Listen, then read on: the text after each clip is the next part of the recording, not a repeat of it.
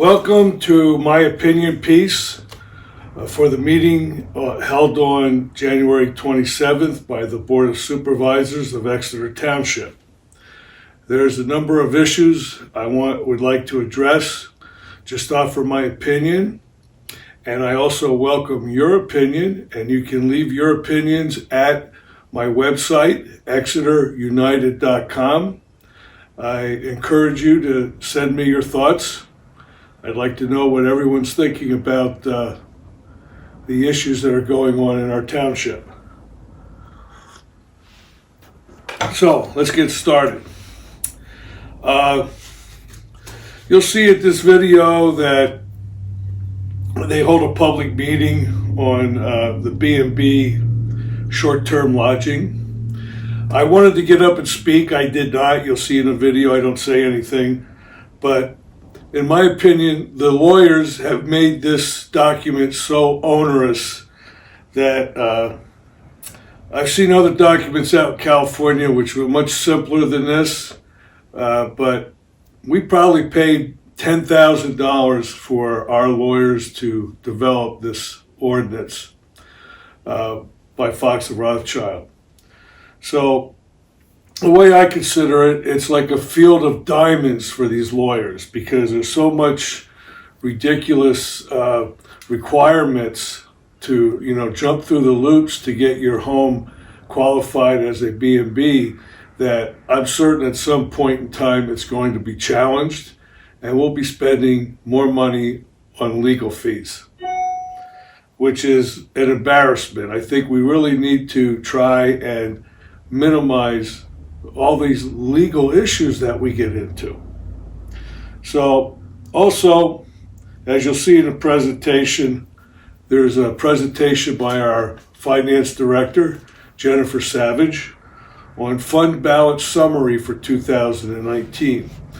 Now, I was expecting to see a presentation explaining the $3.8 million surplus that she claims we have regarding the budget that was approved and signed off by our former chairperson, Mr. John Casadis.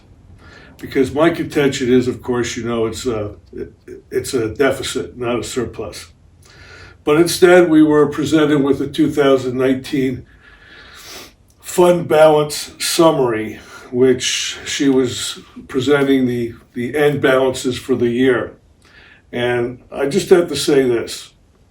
There are areas of this summary that are inaccurate and they are misleading.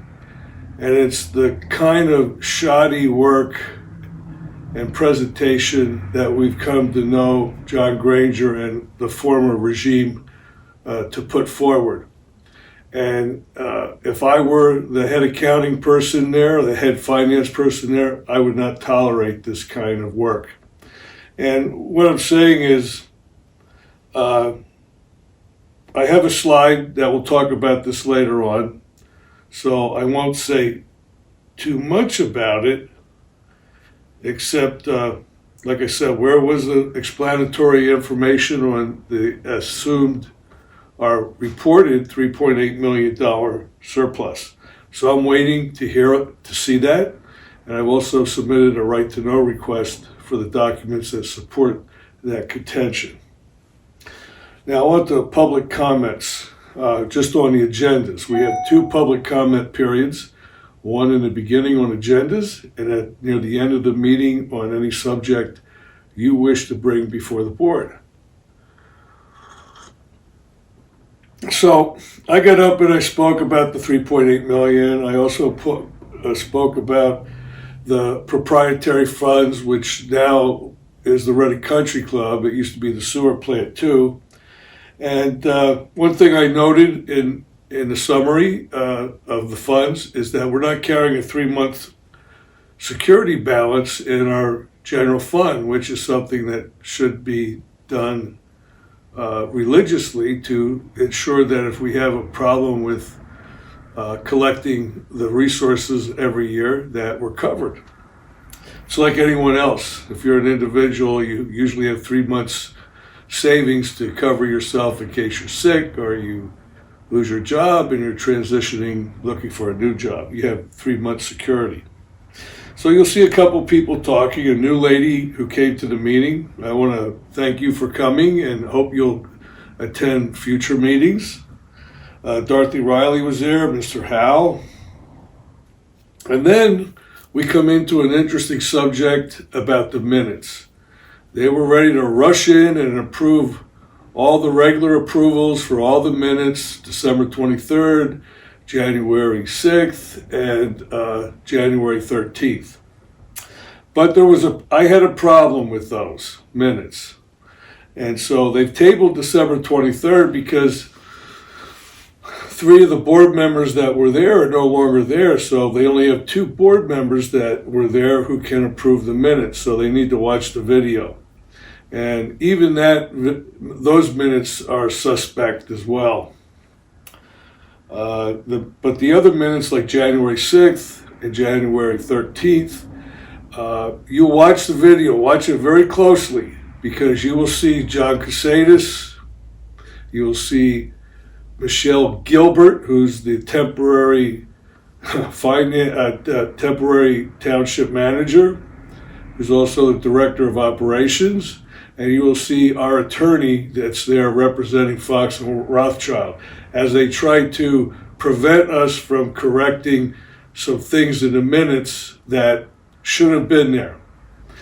The purpose of the minutes, in my opinion, is that we're supposed to be recording the facts, and as much information as is needed to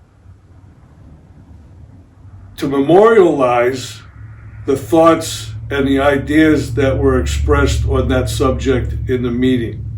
And actually, the way that I put it, it must be required to record accurately key thoughts and facts and convey the meaning of the conversation as accurately as possible.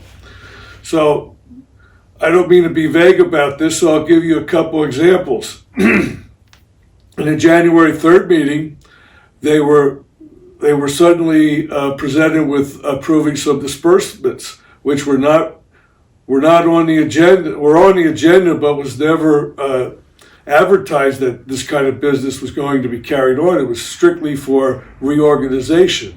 But our finance director slipped it in there, and so there was some controversy, and she claimed to the board and to the public that was sitting there that if they did not approve those checks, that tomorrow, the very next day, someone was going to come and possess the truck. Now, you and I both know it doesn't work that way. And I was giggling internally when I heard her say this. But that's what she said. Now, if you look at the draft minutes, it says that Jennifer Savage warned us of future liabilities. Now, do future liabilities translate into they're going to come and take the truck tomorrow? Not really. So they weren't conveying the facts and the true understanding of the conversation that occurred in that meeting. And this is probably one reason why they're always taking down all of our videos. And we want them all to come back. The promise from the supervisors who were elected is that they're going to bring the videos back. Well, when does that happen? That's an easy one to do, and it hasn't happened yet. Then the other example, in the January 13th meeting at the library, and I have the only video that you can watch at exeterunited.com. She says, the solicitor tells us that there's a investigation occurring, and they say it very specifically, that the district attorney's office is investigating a complaint regarding, it's a criminal complaint. So in the minutes, you hear nothing about the DA. They will not report that in the minutes. So here's a significant fact. Well, who's investigating us? They just say we're being investigated. By who?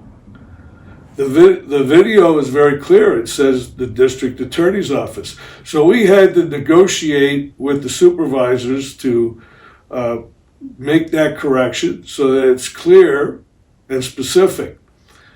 This is what Gilbert, and you'll see Cusadis trying at one point in time during the video to make a motion to approve the January 6th minutes very quickly. And then when he noticed that he was being ignored, all of a sudden he switched over to the other side. So he's a switcher. Watch out for him. And it's kind of indicative of how he approaches everything. If everyone's not supporting his idea, then he jumps on the other bandwagon. Not someone that I would want to trust in a situation that was important. But you will see this. You will see these three people, our solicitor, the director of operations / temporary township manager, and one supervisor attempting to manipulate the minutes. And this is nothing new. It was going on all year. But what I do want to do is I want to congratulate our three new supervisors who put a stop to it. They saw through this. They understood that the facts were not being represented in the minutes, and they tabled those minutes until the next meeting. The January 6th minutes they approved, but they approved with corrections. So if this is any indication of how our new three board members are going to work, we're going to be moving forward to a better representation for Exeter Township. And I just want to point out as well that Ms. Gilbert claimed that we can't record these things verbatim, and I agree with that. We shouldn't record them in the minutes as verbatim, but you do have to get the facts and convey the basic meaning of the conversation. And I could give you many examples where they broke those rules. So we're going to look into that. I've got a couple sets of minutes that the board should go back and review because it's so onerous. That alone is worth attending this meeting. These meetings are watching this particular video. So let's see. So they're gonna do that. So the disbursements. Some things that were interesting on the disbursements. We had $17K in overpayments for sewer bills. So they were reimbursing $17,000. One of the examples, the reasons why that were given by our finance director, Jennifer Savage, is that the husband paid it, and then later on the wife paid it. So there were double payments. And I don't understand the rest of the reason, but it seems kind of strange that we're returning $17,000 in credits. And I've seen this in previous disbursement reports, so I'm just surprised that there's so much. I have in myself, I have this feeling that something's not right. Something they're not telling us, or they're doing something wrong and they don't realize it. But it's a lot of money to return to sewer customers, so I'm just suspicious of it. And then we started talking about the noise ordinance. Now this has been going on since early last year. This is a legacy from John Cusadis's short but violent and reign as the chairman of the board, and he just pushed everything forward to this new board, and he's still sitting there and he doesn't have any clue of what's going on. But the noise ordinance, these people are wrapped up in this deal where people are riding these mini dirt bikes right next to the property. The owner of the father of these kids, he's a Fox and Rothschild attorney, And so he's not helping us out at all. So this is all the more reason why we should get rid of that firm.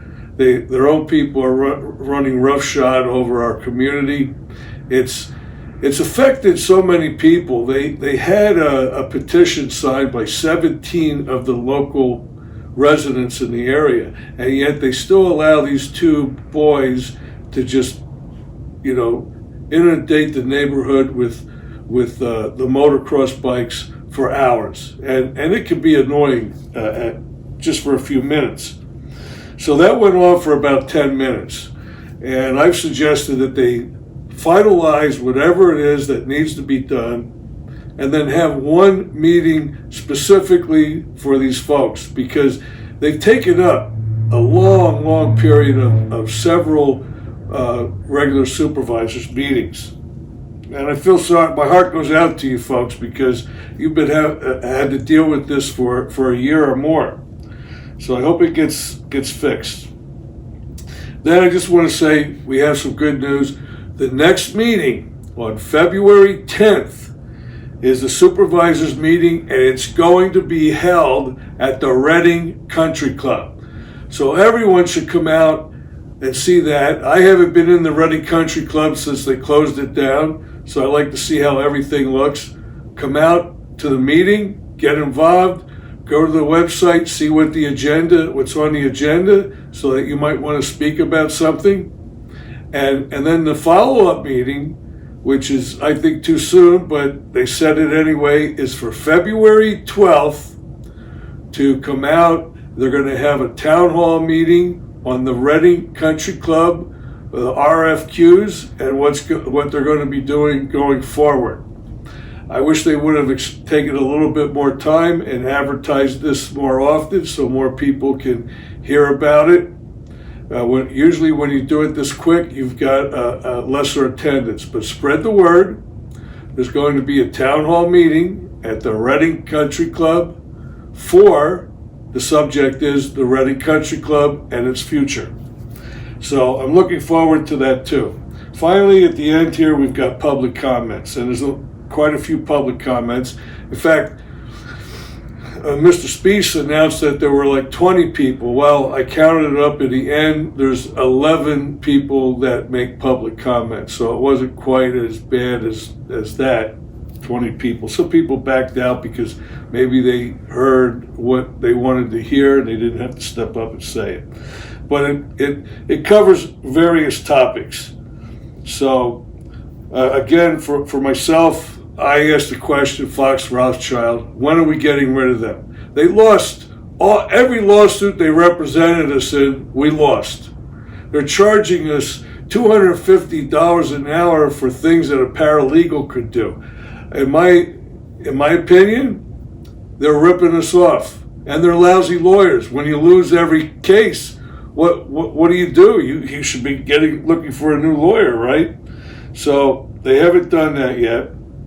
I also talked about the news release at this time. This is a good one.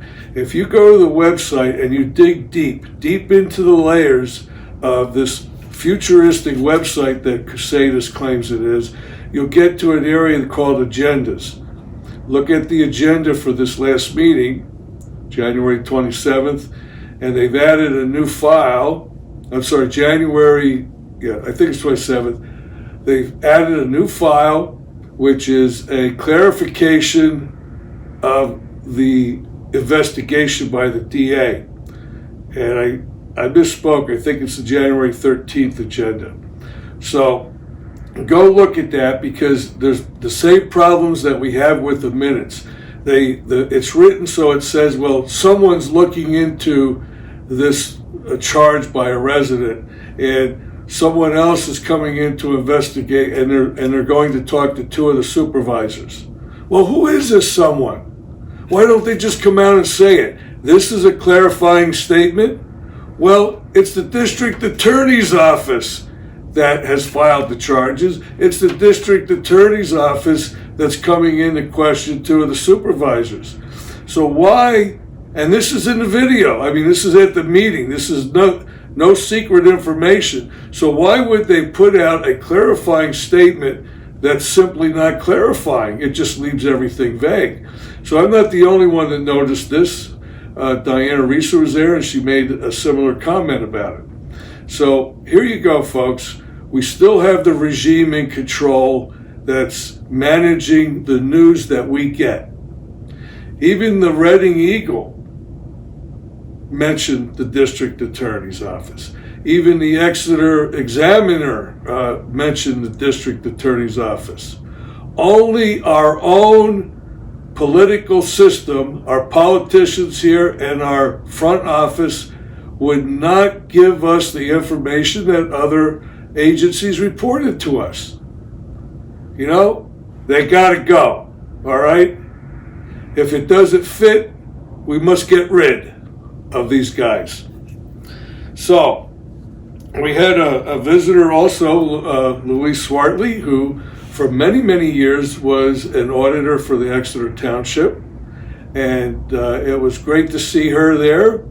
And she had some good points to make about the per capita tax, which is something that I had raised last year, and the board tried to ignore and push it under the rug. But as you know, we have a former supervisor who never paid a per capita tax. In fact, I don't think she ever paid any taxes in Exeter Township in the 10 years she was here. She refused to accept her salary from the township, and the township is going to have a problem with that because they never issued any W-2s. You don't have to take your salary, but the entity that's paying her or should have paid her has to issue the W-2s because of what's called constructive receipt. And it's a statute, government statute, that there's a certain amount of salary approved for all the board supervisors. Take it or not take it, you still have to get a W-2. And that didn't happen with Lisa Vanderlane. Let's see. So Louise Swartley talked about that, mentioned what's going on, and also mentioned that the website is not user-friendly. And I think we've all figured that one out. But did you know, I did have a right to know request answered, and we paid over 4 years $60,000 for this website. $60,000. Now, the reason I've been given recently is because the old website was hard to update with the platform it was on. But you know, I come from Silicon Valley. I know these things. They could have simply migrated that website to another platform, and we could have saved $60,000. Now, that's only what we paid to other people. What we cost us internally, they're not saying. And then we had a new person I hadn't seen there before, Carla Seidel. She talked about the fireworks, and you know, there's a lot of people that are coming up and concerned about this idea that came up at the January 13th meeting, where this young man who's a member of some pyrotechnic club, they love to set off their fireworks, and they want to do it again for 5 hours. Well, listen. Don't get upset. Our new ordinance is for 1 hour, and they have to pay for a license. And only the board can approve another time, like 5 hours. And it's highly unlikely that they will do that with all the outrage from the community. So we'll see what happens if he applies for a permit. That hasn't happened yet. So let's not jump the gun. Let's wait until they apply. Right now they have it, so we haven't anything to worry about at this time, okay? And that's about it. I suggest you enjoy the video. There's a lot of interesting things there, especially when they're trying to approve the minutes, and they're setting the dates for the future meetings. There was a little confusion there. You'll enjoy that one too. Normally, when you come out to the meeting, I would think that you would have a pretty good idea, if you have on the agenda that you're going to set meeting dates for future meetings. The manager, or in this case the temporary manager, should have had a specific idea of where we wanted to have those meetings, what day and the location. Well, that didn't happen, so you'll see a lot of confusion and discussion on that. So I want to thank you for listening to my opinion, and I hope you'll enjoy the video following it. And the slide. There's the slide on the summary of funds. Enjoy, and hopefully contact me. I'd like to hear from you about what you think is going on and your opinions as well. Thanks. This slide, it was shown at the January 27th Township Supervisors meeting. I had to recreate it because the Township has not provided myself or the public copies of it. It's not on the website, at least at the time that I started creating this information. So I recreated it, but it essentially is the same thing they presented at the meeting. And I want to talk about a couple things here, point some things out to you because I think that they're important. For example, item number 1, this is the general fund balance. This is the big deal I'm making about the whole budget for 2020.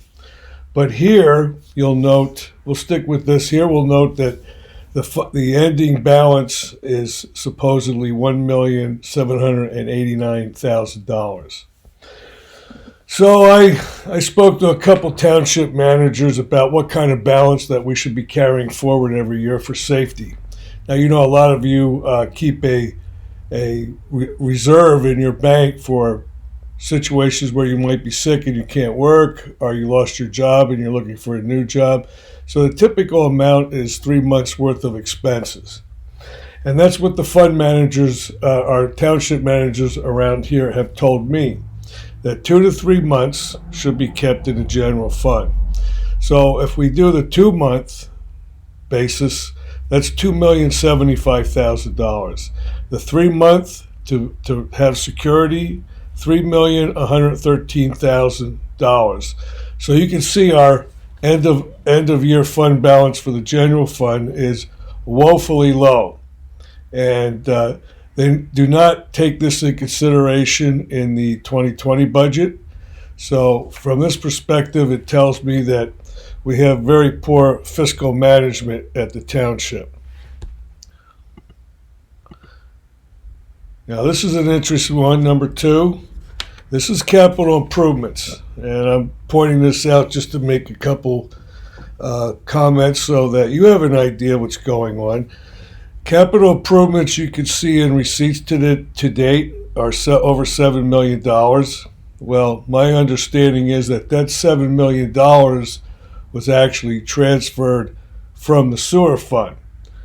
So you'll see that as an expense, as part of the expense in the sewer fund.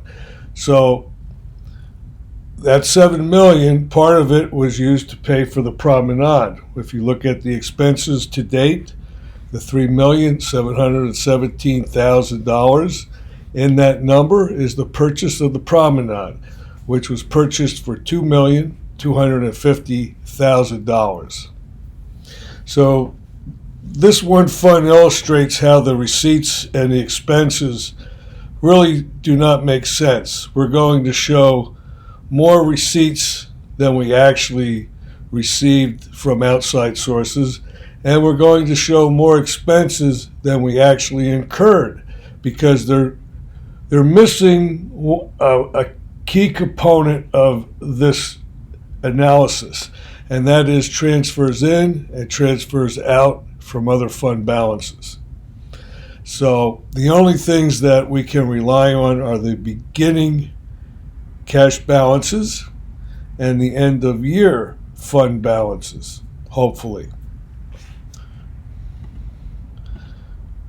This next one, number 3, and we'll talk about number 4 as well. These two are the golf course and RCC food and beverage accounts. I usually count them together because they're really the country club. Most of these expenses are from legal fees. The finance director has categorized these as loans from the general fund. I'm not sure how that happened because I haven't seen anything where these monies came out of the general fund. So I'm suspicious about that. Because I can't get in the office to look at the books and so forth. It's hard to determine that. But let's assume that that's where they came from, the general fund. So we're saying here that the Reading Country Club and the golf course has borrowed over $1.6 million from the general fund to run their operations. And this number is actually low because at the end of December 2019, the Township Supervisors approved the settlement for the RCC. And that number alone was $1,875,000. And we had to pay that by December 31st, 2019. So for some reason, that number's not in there, along with about $76,000 in additional legal fees from Fox and Rothschild for the JMH settlement. So when you look at the number $1,567,915, that's just short of $2 million short. So there really should be over $3.4 million end of year fund balance for the Reading Country Club. And I want to say further, I'm not convinced that these charges should hit the Reading Country Club, because it's the administration that initiated a very poor judgment and created this situation. So I'm thinking that these costs should be reclassed to management, maybe the township manager's account, something like that. It's not fair to burden the country club with expenses that were actually generated by foolishness. This one, number 5, is a new equipment fund they created. This $5 million, it all of a sudden appeared, and of course where it came from was from the proceeds of the sewer plant. And finally, number 6 now, everyone, you're going to see what's left of the wastewater proceeds. According to this account, balances, we actually received $92,746,466 on closing the sale of our wastewater treatment plant. According to this, according to all expenses to date, we're $38,218,485, leaving us with $45.5 million left over. But we know that's not exactly true, because the finance director tells us that they're still going to fund the OPEB pension fund, which they talked about moving $9 million into that, and they were going to pay off some other smaller obligations. And as I pointed out in item number 5, they took $5 million out of there and just put it in an equipment fund. There are other smaller amounts that are scattered through the budget for 2020. So this is just an example of the year-end fund balances for 2019. I wanted to present them to you. They were presented at the meeting. This worksheet is not real comprehensive. It misses a lot of things, but it does show us the end of year fund balances and some interesting situations. I hope you have enjoyed this slide, and if you have any questions, please contact me. I'd be happy to talk to you about them. Thank you. Ready? I'd like to call to order the January 27th Board of Supervisors meeting. Please rise for the pledge of flag. Pledge allegiance to the flag of the United States of America and to the republic for which it stands, one nation, under God, indivisible, with liberty and justice for all.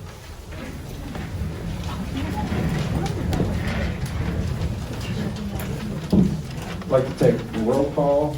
Mr. Gautier here. Ms. Kirscher Here. Mr. Staub here. Mr. Casados here. And I am here. We are going to be holding a public hearing, so we need a motion to pause the current meeting. I'll make a motion to pause the current meeting. I'll second. All those in favor? Aye.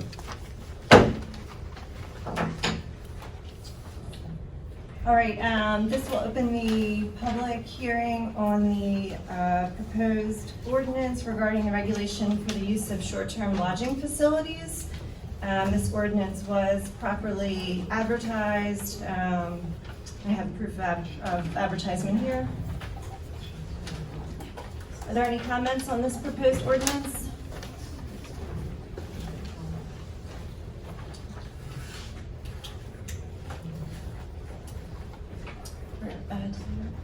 Is that microphone on?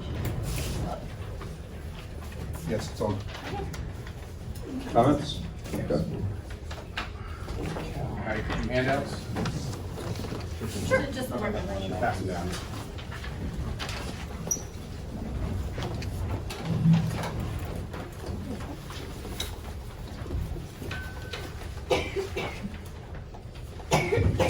Are you a resident or a taxpayer?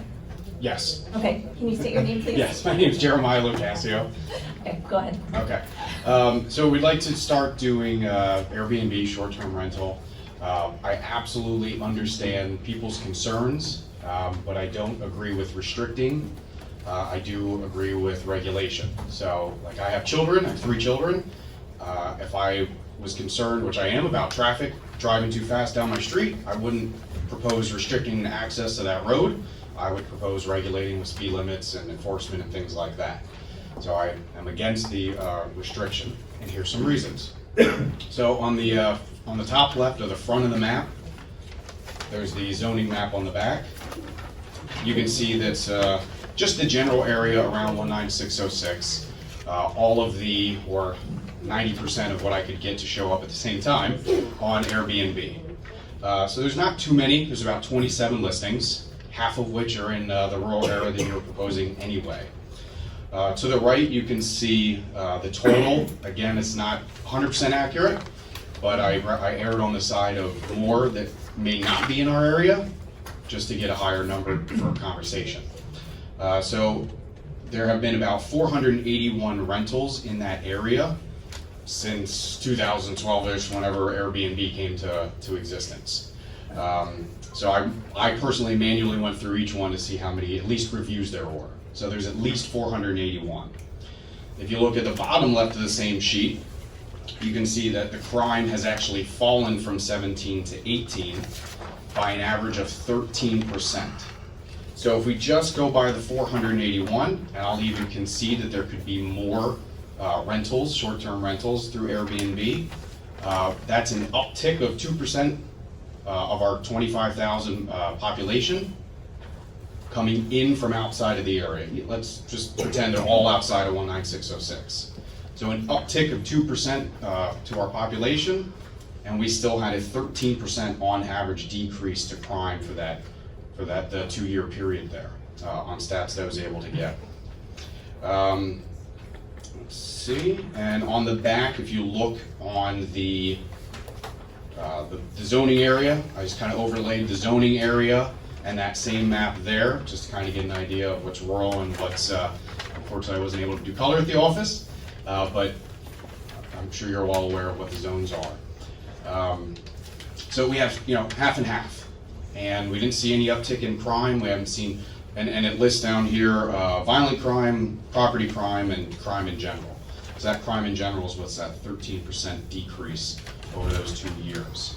And so my question to you is, how will restricting Airbnb or short-term rentals in general to a residential area, to rural areas and away from residential areas, how will that benefit the community as a whole? How is that going to help us? If your argument is crime, well, it's gone down. If your argument is traffic, well, 422 probably has more traffic than outside of 222 in my office in Blandon. So, I can't see a direct benefit to restricting the use of our property as property owners to just rural areas and discounting half of the area. The other question I have, okay, how will you differentiate between what's considered a bed and breakfast, let's go there, up to 14 days. I know you proposed limiting it to 3 to 30 days.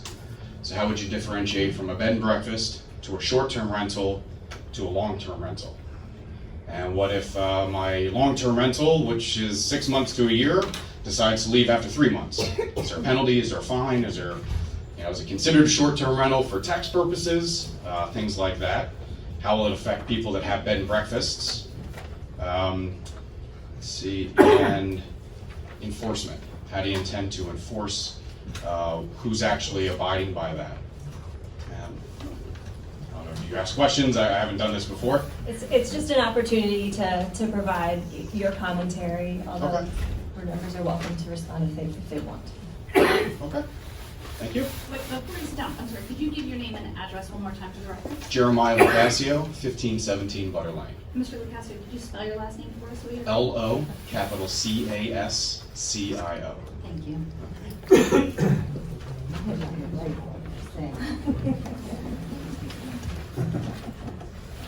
Are there any other comments?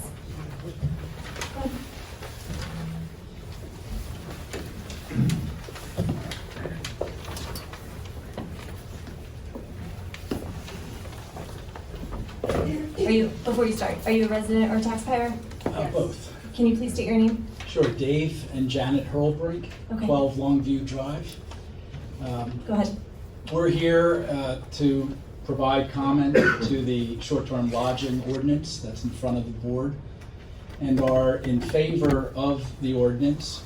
And it's in particular based on our belief that short-term lodging shouldn't be allowed in certain zones. While we favor Airbnb and think that they're perfectly appropriate for some locations within the township, it's our belief, along with 26 other residents in Pathfinder Valley that signed a petition in support of the ordinance, that it shouldn't be allowed in SR1.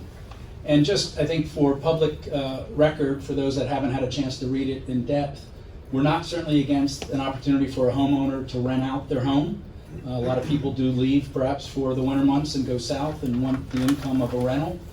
We think that's perfectly fine, or if somebody has to relocate for work purposes and needs to lease out their home, the ordinance doesn't prevent that at all. So it's really just our belief that for certain zones, and in our case, SR1, suburban residential that was really designed and built for single-family use, we think it's inappropriate for short-term rentals. Thank you for the consideration and appreciate your time.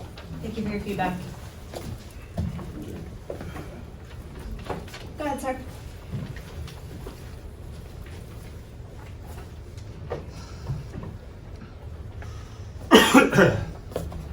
Are you a resident or a taxpayer? Unfortunately, I am. Can you state your name, sir? Name. Name. I'm not in the best talking method here, but I'm going to do this anyway.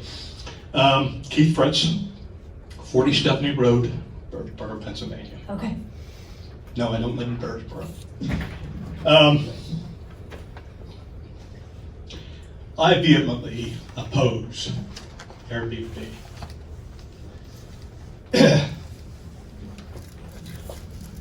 I oppose it because my situation is a little bit different than most. You defined Airbnb as a rental room. I didn't define it as anything. Airbnb is what's. Well, anything is why I don't want it. I have an Airbnb, well, it used to be Airbnb, now it's under the radar of Airbnb, across the street from me, that rents out 5 to 6 rooms every night. I do not have an Airbnb across the street from me. I have a housing, guest room or a housing room or whatever you want to call it, a dormitory. 5, 6 rooms per night is not what Airbnb was or is. I think it's a novel argument to claim that Airbnb was the cause of lower crime rates. I didn't say that. Well, you did. I did not. You indicated. Well, you implied as such then. Let's leave it at that. I said there was no uptick in crime despite an increase. You said it was in lower. population. Well, I said it fell. I said it fell. Which implied that because of, I am making that clear. I was not. Anyway. Let's focus on the comment. Go ahead, sir. anyway.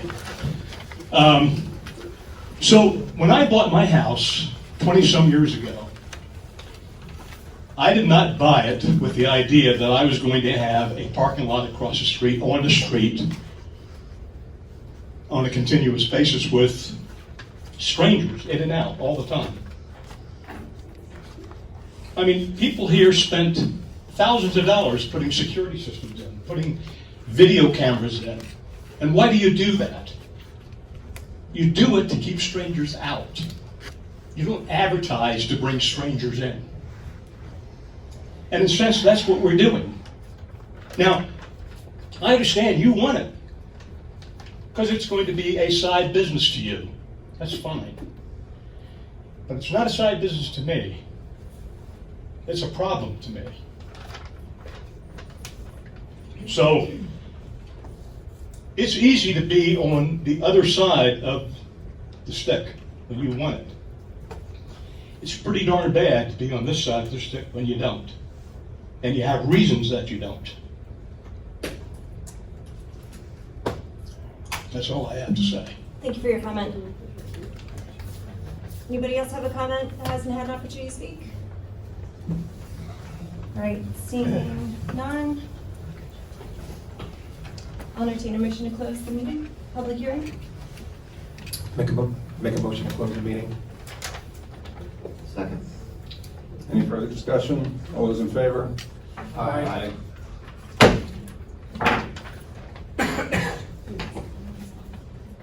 Yes. Mr. Howe, you're recording the meeting? Yes, this evening I'm recording the meeting. Thank you.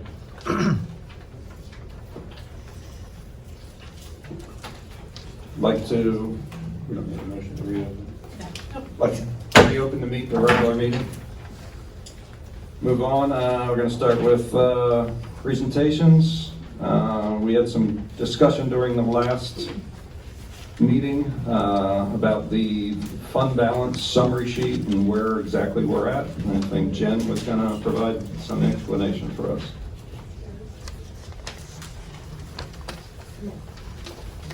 Are there any handouts for that, please? And now I think no handouts. I think it's just going to be on the. Well, it's hard to look at it.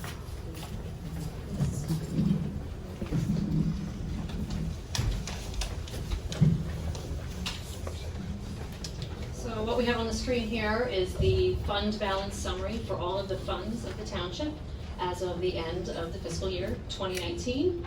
It shows the January 1st, 2019 starting fund balance for each fund, revenues, expenditures, and the ending fund balance for each fund. Are there any particular questions or items you would like me to go over in particular? Do you want me to run through each fund, of what that fund entails? Can't hear you.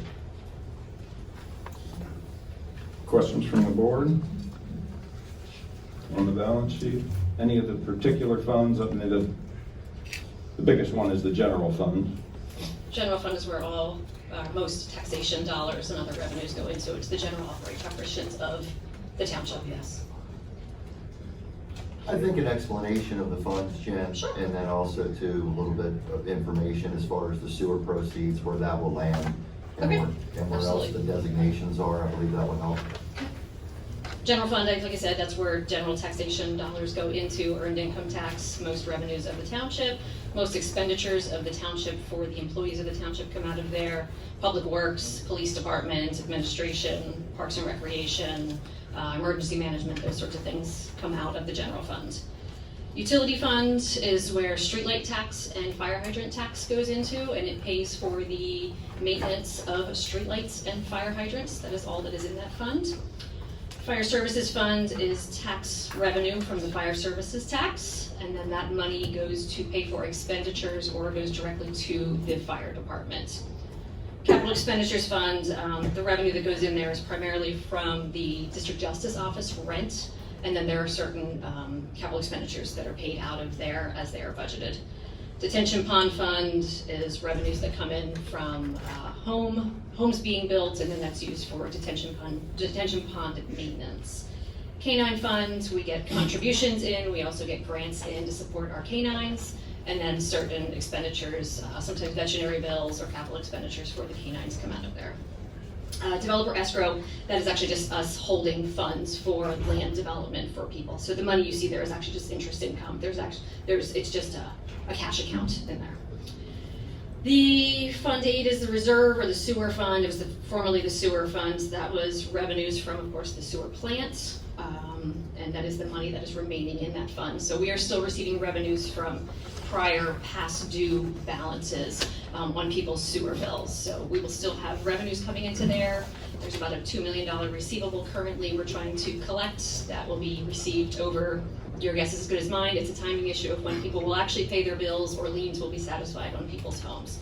We will have a couple expenditures for this from the wastewater plant that may come in over the next couple of weeks, just kind of run over expenditures from last year. RCC Golf Operations Fund, that is the golf operations over at the country club. RCC Clubhouse was formerly the Food and Beverage Fund, is supporting the clubhouse of the country club, not the golf operations. Holding tank escrow funds, those are septic tanks that people have to put funds on escrow, and we hold them until they have repaired their septic tanks. Exeter Promenade is a new fund. That is where rental income for the promenade comes into, and any utilities and other expenditures we would have for that property. So Jen, just on that one, so any repairs, things, maintenance we're doing up there will go into expenditures from there? Correct. The only expenditures we had in 2019 were a few utility bills. There's water bills, electric bills, some small gas bills. We are going to see some maintenance bills over the next couple of months from that fund. DEA Equitable Sharing Fund. We receive Drug Enforcement Agency equitable sharing from the officer that we have assigned with the DEA for any funds that are seized that he is a part of.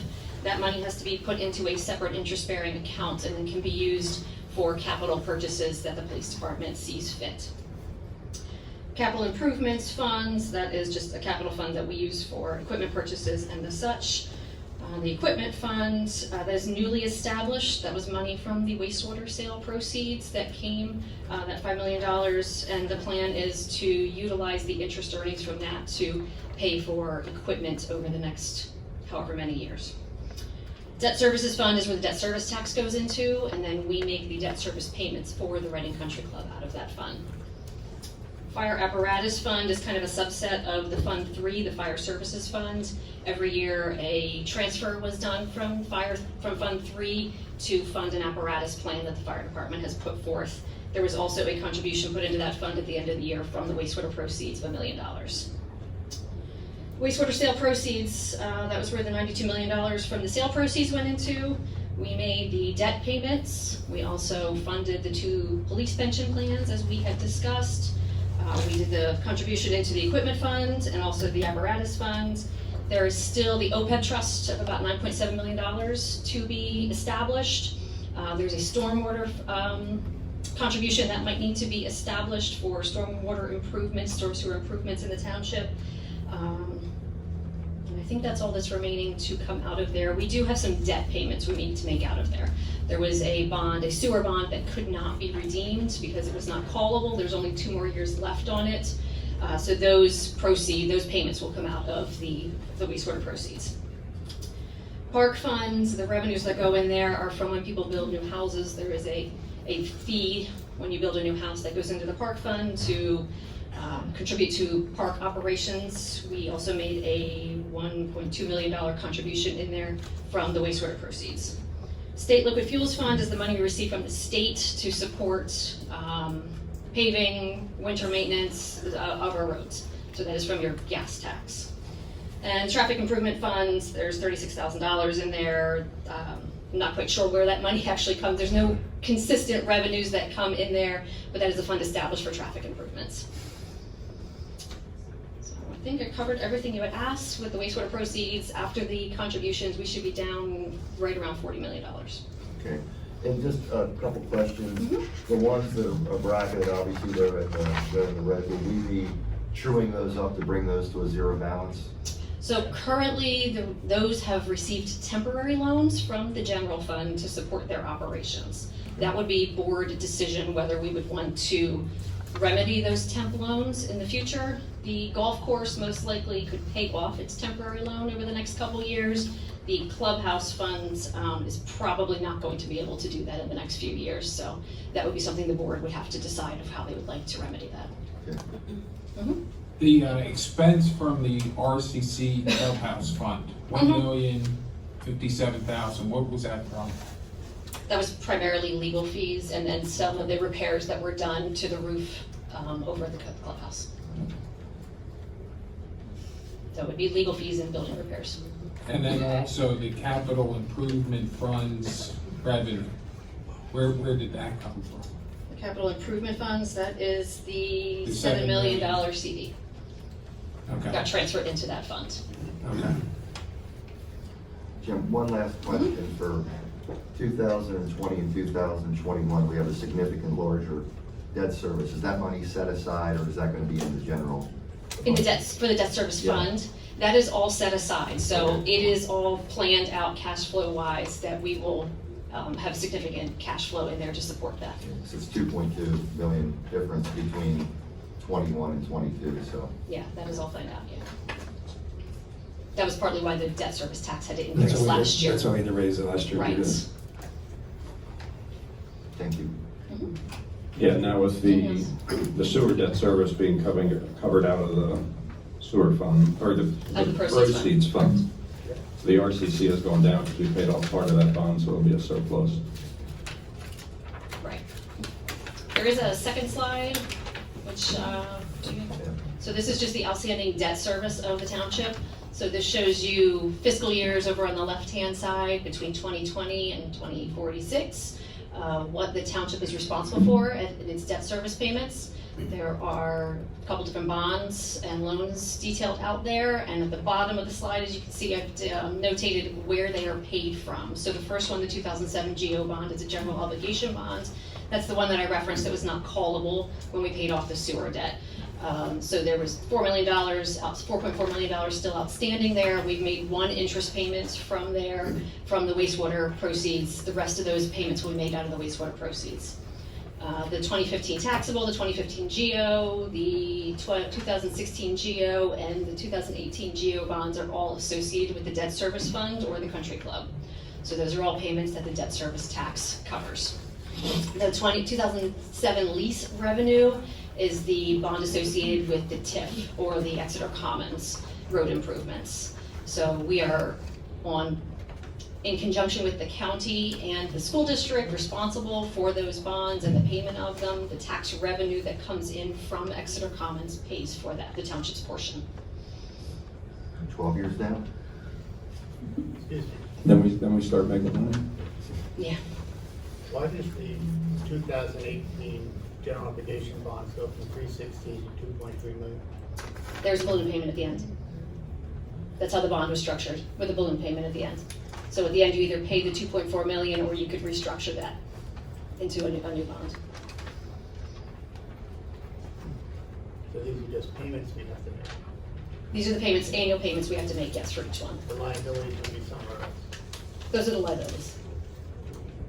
That's the outstanding debt service on all the bonds. That would be what we owe. Right, but Mhm. the total of all of those at some point would be a liability now, right? Correct, that's a liability, a future liability, long-term. And they would be where we reflect that in our financials. Long-term liabilities. And we don't capitalize any assets, is that right? This will be the first year on our financials, we'll capitalize assets.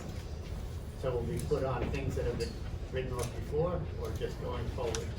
Going forward, as of 12/31/2019, there will be a value of the assets put on the financials. Very good. Any other questions from the board?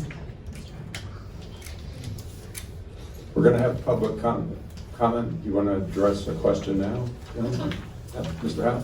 Yes, this all came about because Ms. Savage at the library claimed that there was $3.8 million surplus, and I don't see that figure anywhere in her presentation.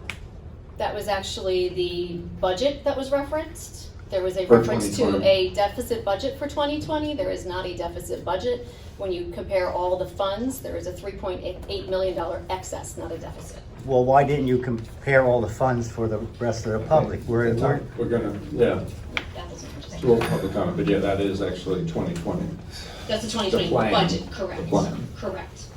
Revenues exceed expenditures by 3.8 million. That's an excess. Very good. Thank you, John. Thanks, Jen. Can I speak to this? Public comments? I'd like to speak to this presentation, if I could. It's an agenda item, you can talk on the agenda item. You're on for agenda items, you wanna? Well, but I wanted to speak about this particular presentation, just point out a couple things. It's an agenda Can you item. go back to It's the an other- agenda item, so you can talk about it. Good. Actually, you're the first speaker, the first public comment, so you can come up. I just wanna, we have a lot of public comment today, both before agenda items and after. So just for everyone in the room, not singling anyone out, we're gonna have to be very strict if we're not gonna be here till midnight on 3 minutes per speaker. We got about 20 speakers signed up here, so that's a lot of time, so please be respectful. I am keeping time. But yeah, so we can give a warning, we're not gonna cut off in a minute, but please try for about 3 minutes. This is for everyone. Well, this is a very important subject. I've been waiting for weeks. Could you name and address, please? Thank you. David Hughes, 255 West 47th Street. So, one of the things that I was interested in, this claim of 3.8 million surplus, that is not true. That's totally false, and if you guys present that to the public, you're crazy, okay? Now, all these funds right here, okay, most of them have nothing to do with the budget other than you put together the revenues that are going into those funds. A lot of things that don't make any sense here. How can you start with a fund balance of 0 and then have some revenue, spend this money, and then have an even bigger negative balance? You gotta pay as you go. So if she's borrowing this from another fund, we're depleting that fund. And these should not be shown as a income statement item, but they're loans, so they go on the balance sheet, okay? It just doesn't make any sense. But, I can dazzle you with all my wit here. I won't do that, but let's just focus on one thing since I'm limited time. General fund. This is the big fund. Everything goes in here. Now, I spoke with a retired CPA, a professor from Albright, and I also spoke with several township managers locally, okay? So what they recommend in this general fund, and this doesn't represent our budget that we need to talk about. None of this is about our budget. But in the general fund, they told me we want to carry about 3 months' worth of expenses as a balance. So that's a static number. It should always be around, they suggested 2, but 3 would be better, 3 months, which means this fund balance should be $3.1, $3.2 million. It's not. So we are in trouble here if we ever have a problem with revenue, right? So right there it is. Right there's a big problem to begin with. But we have other problems. If you look at the budget that was passed by our former chairman, it really has a I didn't bring any slides, but it's got a $1.8 million deficit, and it's taking stuff out of the sewer fund. Where's that at? Where's that sewer fund at? Somewhere around there. And they're taking $1.2 million and it goes up here into the general fund revenues, okay? But you can't see any of that there. And then $600,000 in interest from, based on the proceeds from the wastewater treatment plant. Those are the kind of things. And I'm concerned about other things like the state liquid fuels fund. You can see where there's a $36,000 balance there, but if you look at your budget, it says you're gonna have a $145,000 deficit. So where are you making any, borrowing that from somewhere else? The whole thing doesn't make Dave, sense. just to be respectful, it's over 3 minutes already, so just, Okay, all right. everyone else has to talk. So I think I do have some other issues on the minutes, if I could do those, Well, you're already over 3 minutes, and we got a long list of people that really need their equal time. How about real quick? Disbursements. Less than 1 minute. On 2006, January 6th, it says in there, Jennifer said the township would face liabilities. This, in the video, you can see it, she says not face liabilities, she said they're gonna repossess our truck tomorrow. So you're not representing what was actually said. Another one was supportive concepts. It says I made comments about it. No, I asked questions, I wanted to know. Well, thank you. If you could send them to me offline, we have to be respectful. It's time for the next person to talk, so thank you. Mr. Shade?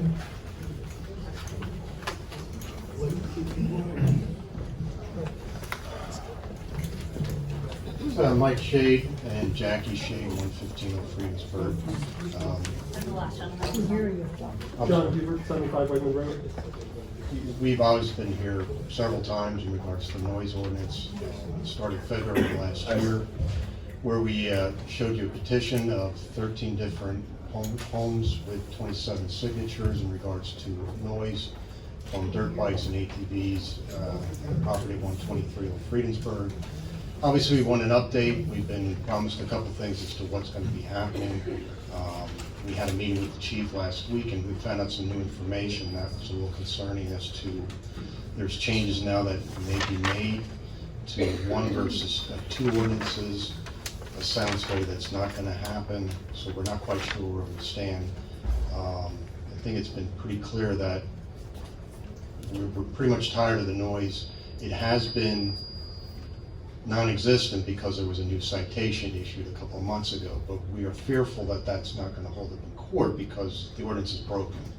And it's not just affecting our group, it's affecting the whole township. So if citations were issued within this last year under that ordinance, I mean, if somebody took that to court based on what a Court of Common Pleas judge said in Berks County, they too could get out of those tickets. So I know Jackie has information here about a November meeting last year where a lot of things were said. We just wanted to know what changed. We met on Wednesday. I think you guys are aware. Yeah. So in November, we were told they were going to do the survey. We were told they had to have the survey to be able to enforce. We were told there were 2 ordinances. We were told it was tabled until the new board. And then we met with the chief and found out that the conflict council was working on something and we're told totally different things, and we've been here, so we don't know what changed when. So we just need to know from you guys what. And we are covering that tonight. I mean, we can choose to cover it right now, but I think we should do it then. If you want to, we can allow you to make another comment at the time when we actually give the full explanation of that. But we will explain that. Thank you.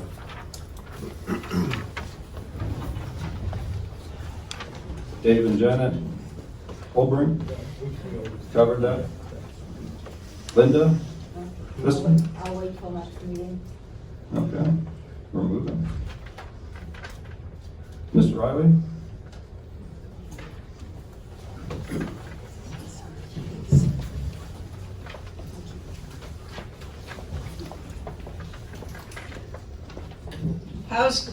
How's your work coming on? Can I just hold this? This is terrible. Can we have names? And also, what happened to the podium you used to have? I have notes here. It's very Your hard to. name and address, please. Dorothy Riley, 13 Craig Drive. Thank you. Thank you. The people are, tons of people are standing outside. That you've got, they've got to stand, first of all. Ms. Riley, can you just speak in the That, just so everyone can hear. Lower. For everyone's information, the meeting, we tried to get the library tonight. It was not available. We're looking at other venues. We're looking at modifying this facility so there's up in the hallway, so we are working on that. There's got to be some other place you can get in the meantime. And we are working on that, getting it set up.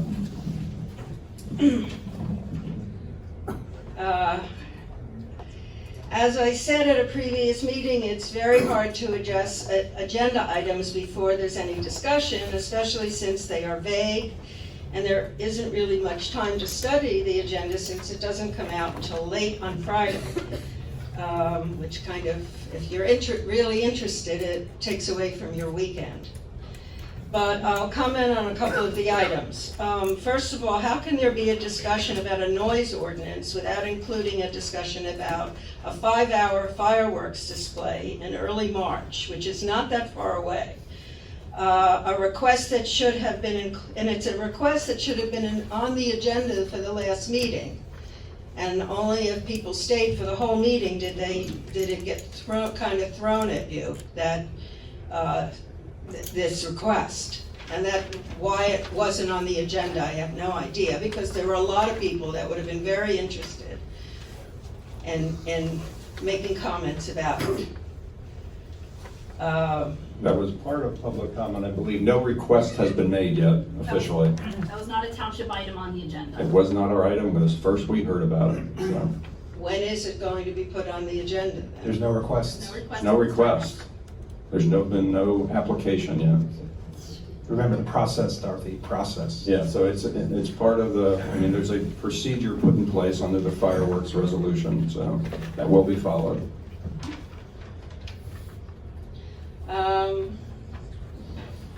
Don't we have a tax collector? Yes. Why do we need to hire another tax collector to do business privilege tax? I'm not sure what you're referring to. Wasn't that on the agenda? On this evening's agenda? Yeah. I thought I saw something about it. No, ma'am, I don't see that on the agenda. Well, I was reading the agenda online, otherwise I wouldn't have come up with this.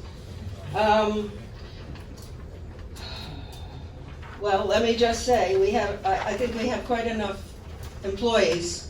Once I figured out how to find things on the website, which is not easy, and I'm very good at it usually, and I saw all the hefty salaries and bonuses, and I understand there were bonuses and a car, and I think if we have to tighten our belt, you should be doing that, which applies to the promenade as well. Town hall meetings. You have And a Mr. Riley, just to treat everyone fairly, you are already over 3 minutes, so just try to wrap up soon. Okay. I would much prefer to spend one long evening discussing several topics than come out for several different meetings. And people have to have children at home and stuff, and it's very difficult. So if you're gonna have these town hall meetings, I don't understand why you can't do it all on one night. I asked last time, oh no, you couldn't do it. And there are several topics. One is the Reading Country Club, you have listed, Service Electric, but there's also the promenade that should be discussed at a big town hall meeting, and what you're planning on doing with that and how much that's gonna cost us. I'll finish later then. Thank you. And the promenade, I'm sure, will be on a future Well, meeting but what agenda. about just doing it on one night instead of having people come out all the time? It's hard enough coming to these meetings, then you come here and you can find a seat. Any comments for anyone? It's sometimes two different crowds that want to come to different topics. It's not easy to schedule these. One topic. Yeah. Thank you. Mr. Howe?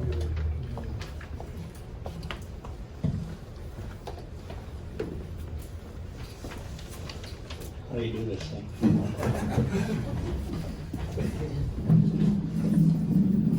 All right, that should be it. Tom Howe, post office. Thank you. Tom Howe, post office box 4635. Michelle Kircher, she's been here the longest, she's been here 12 years. Every year that you were here, the people in Exeter Township send you millions and millions and millions of dollars, correct? And that money was supposed to benefit the public. An example of that is part of that money that you send to the township when it snows somebody comes and plows the street in front of your property. So you pay for that. So as far as I'm concerned, since I pay taxes and the people, the audience and the rest of the people pay taxes, we are customers and we deserve to be treated as customers, the same as if I go to the Giant and buy a dozen eggs, I have a recourse if it's not correct. I am extremely concerned about your meeting with respect to the Reading Country Club. They are, or that you should really go back to what transpired with the sewer plant. It's my opinion, the way that was funded and the way the Reading Country Club is funded, those facilities really, in my judgment, are owned by the public. We did not have an opportunity for all the public who are connected to the sewer, some people aren't connected to the sewer, to come and offer their opinions. You know, there's people out in the hall. This isn't a way to connect with all the public. You need to change something so that everybody in the township who pays taxes, who are customers and should be treated as customers, gets their say in the situation. You also hopefully will give the documents and the numbers as far as the amount of money that has changed hands between the taxpayers and the funding of the country club. The way the sewer plant was done, I wouldn't be surprised if the government sold the streets and the roads to some third-party to generate money because you've been spending it like a drunken sailor. The other thing is... Mr. Howe, just be fair as everyone else, you have 3 minutes now, so. Well, I really object to that because I just explained to you that we are customers. We've had 4-hour meetings, 3-hour meetings here. You're cutting the time down to 3 minutes, and if you would post some of these things on the website, a lot of these questions wouldn't come up. I submitted a right to know, and had you just posted the name on the website, I looked through the directory, I looked through the departments, and that name is not anywhere on the website. I'll talk later at the public comment. Thank you, Mr. Howe. And I think the last one may be already. Can't read that. Jeremiah, oh, he already spoke. There are more at the end. So that's on agenda, that covers the agenda items. We have quite a few at the end of the meeting. So we're going to move on. Regular approvals. I'm going to table this because there's not enough people that watch this. I was the only supervisor here, and Dave was out, so I'm going to table this until I think Greg's going to watch the video. Joe was here, so you're good, and then possibly Michelle and you, Dave, we're going to watch it, so we can get a quorum. So we don't. So we need to table this for the next. Motion or anything? Nope, to we'll table just, it? the administration will move this forward. We'll table it for the next meeting, the December 23rd minutes. Yep. Okay, minutes of the January 6, 2020 meeting. Point of order. I'd like to speak about this. The 23rd is fine, the 6th and the 13th, there's issues with these minutes. And I'd like the 3 new supervisors to hear me out at least. Okay? As I said, But Mr. Hughes, I mean, that was part of agenda items of public comment. cut me off. If you approve these minutes without hearing the problem, you can't correct them again. You won't. Board members? Where's the transparency? Yeah, that's You right. want to hear the comments? Yeah, please make it quick. I will. You need to come to the podium, sir, so we can, the microphone, so we can hear you, please. Walking up here doesn't include my time. That's fine. I just want to make sure everybody gets to hear you. Time's up. Okay, so let's make this fast. January 6th, there's 2 issues. Disbursements, as I tried to mention earlier, where it says Jennifer Savage said that we would face liabilities. I've got the video, you can watch the video, it's on ExeterUnited.com. She does not say that, she says they're gonna come and take the truck tomorrow if you don't approve these. This is transparency, gentlemen. And the other one is one of my public comment about supportive concepts. I didn't just make a comment about it, I asked how much did we pay supportive comments, was the federal lawsuit settled out of court, which you told me it was, but you didn't say how much was made or how much we had to pay in legal fees. I'm still looking for that number. How much did we pay Fox and Rothschild to settle out of court on that matter? Then the last one is the solicitor's report on January 13th. And all it says is that allegations of criminal conduct have been made. Well, it doesn't say who, and if you listen to the video, it's very clear. The district attorney's office is investigating allegations of criminal conduct. So I would like to see the DA's investigating it, put in that. I mean, that's part of the record. It's very clear. It leaves everyone to think, well, who investigated it? This is transparency, gentlemen. Thank you. We have to make a motion to approve the January 6th minutes. Okay. Any discussion you want to? I made a motion to approve the January 6th minutes. You're rushing it. What the corrections that were suggested by Mr. Hughes? No. Speak up, Michelle. I thought minutes were fine. Transparency, guys, come on. What was it, January 6th? No.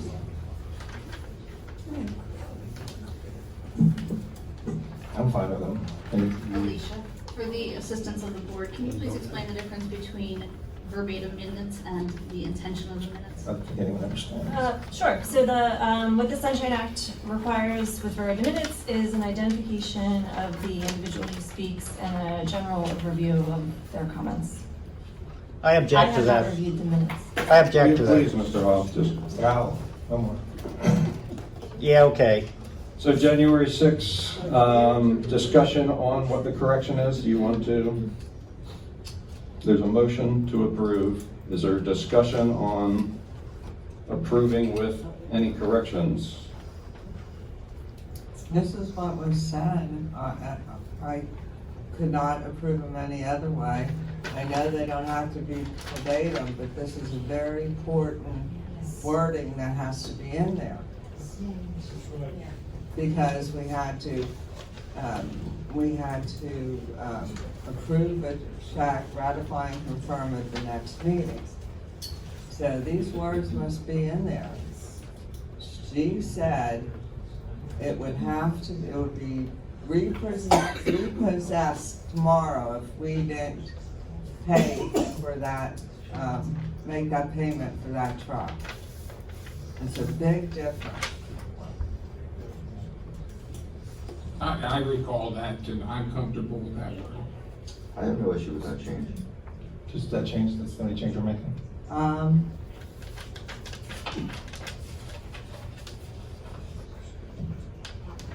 Yes, that's the only. Okay. I have one other suggestion. I would like to take the addresses out of not only these minutes, but all minutes Addresses of of the public comments. We'll use Exeter Township. just the names? It's fine. Yeah, just Name the- of just the Exeter name. Township, it's fine. So someone wants to amend that motion? I'll amend my Or motion to add Michelle's comments for the January 6th. I'll second. any further discussion? All those in favor? Aye. Aye. Against? Comment from Laurie? We need to have a clear motion on exactly what you want us to ratify. You have to specifically say what the modifications. The two are. modifications. Greg So has Michelle, if you one. could recite those for us, please? Sure. Instead of face liabilities on page 3 of 10, under disbursements, the first paragraph, it should say would be repossessed borrowed.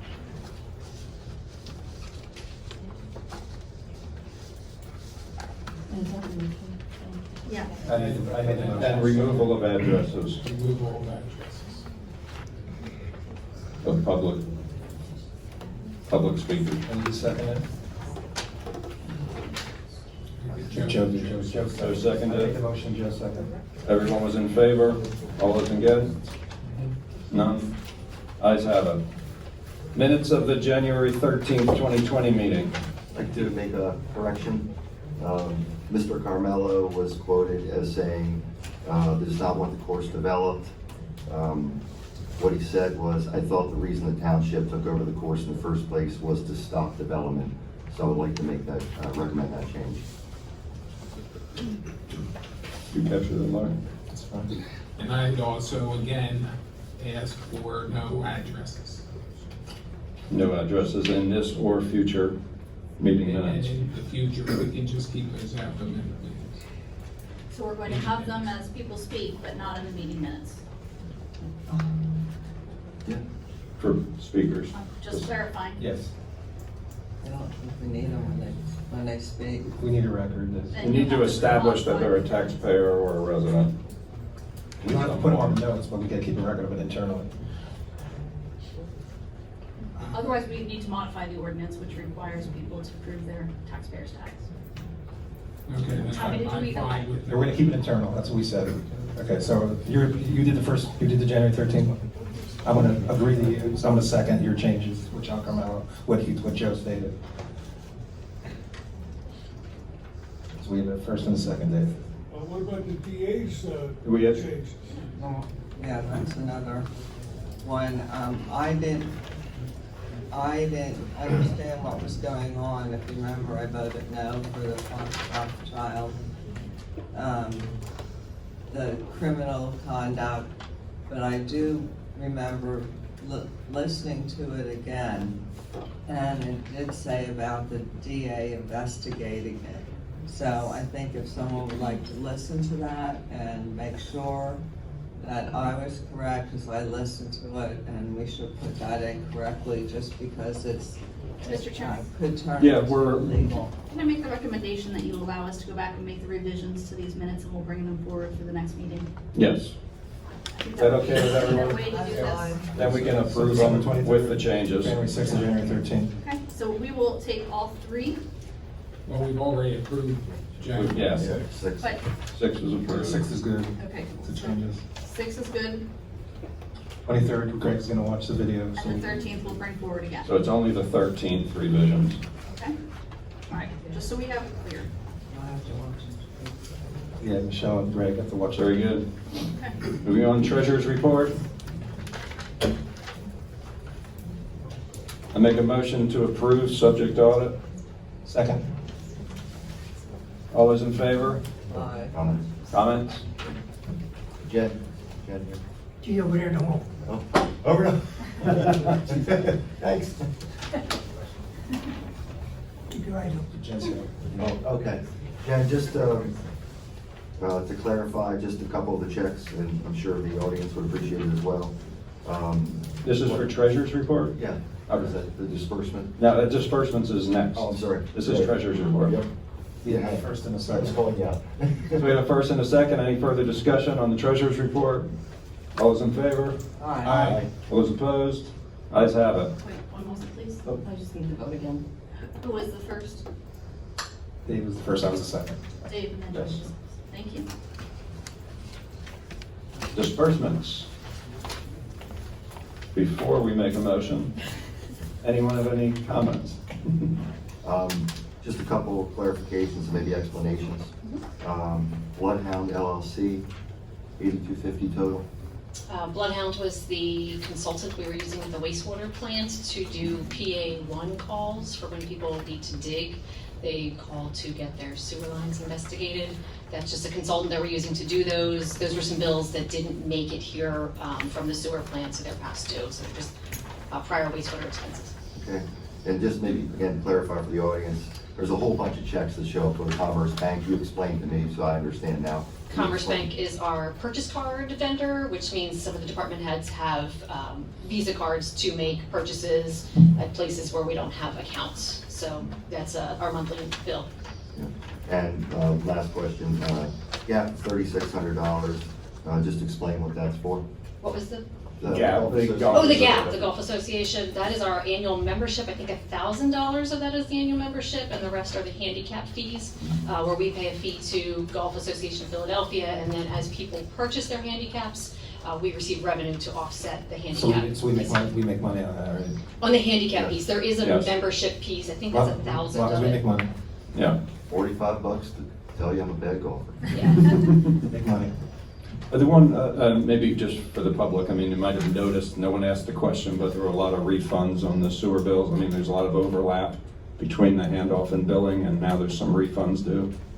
Right, so those are, all we handed off to PA American was our files. Anything that was owed to us is still owed to us. They didn't receive any of our receivables, they didn't receive anything else from us other than billing records. So we are currently scrubbing the system also, firstly to collect past due balances. Secondly, for anybody who has a credit balance that they have made an overpayment to us. So we issued any refunds to anyone who had overpaid to us $5 or more at this point, and we kind of broke it into two because of the volume of the list. The people who we have a credit balance of less than $5 is a lot of people, so we're going to put that on a future disbursement. So I think we're approving about $17,000 today of refunds due to people.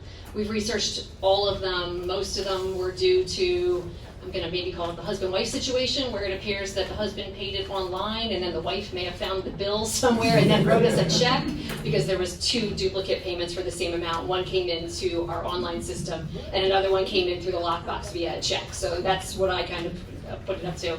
And then some of the larger ones, we had people who were set up, they appeared in the past, they had a past due balance and they set us up on like a weekly or a monthly auto payments. They finished their past due balance and then kept sending us money, which created a very large credit balance, unfortunately. So they're getting a large refund back because they had an extra payments going in. Great, thank you. Thanks, John. Thank you. Disbursements. Do we have a motion? I make a motion to approve the disbursements. Second. Any further discussion? All those in favor? Aye. Opposed? Ayes have it. Moving to old business, monthly golf report. Can I make a statement first? In the 3 minutes. I can do it in 30 seconds. In the interest of transparency, I just want to disclose I'm a member at Reading Country Club, and I've written a letter to the State Ethics Commission requesting clarification on what my participation can be in terms of voting on Reading Country Club issues. And let me comment that, thank you, Greg, for stating that and researching the issue, and I think we got some information from Ms. Kircher on that as well. I am also a member of the Reading Country Club and will be doing the same. So if there is an issue that is controversial, whatever, that may be the case, which I would not vote on that either. Okay, monthly golf report. Mr. Chairman, the monthly golf report has been posted for December. It is available on the website and was shared with the board.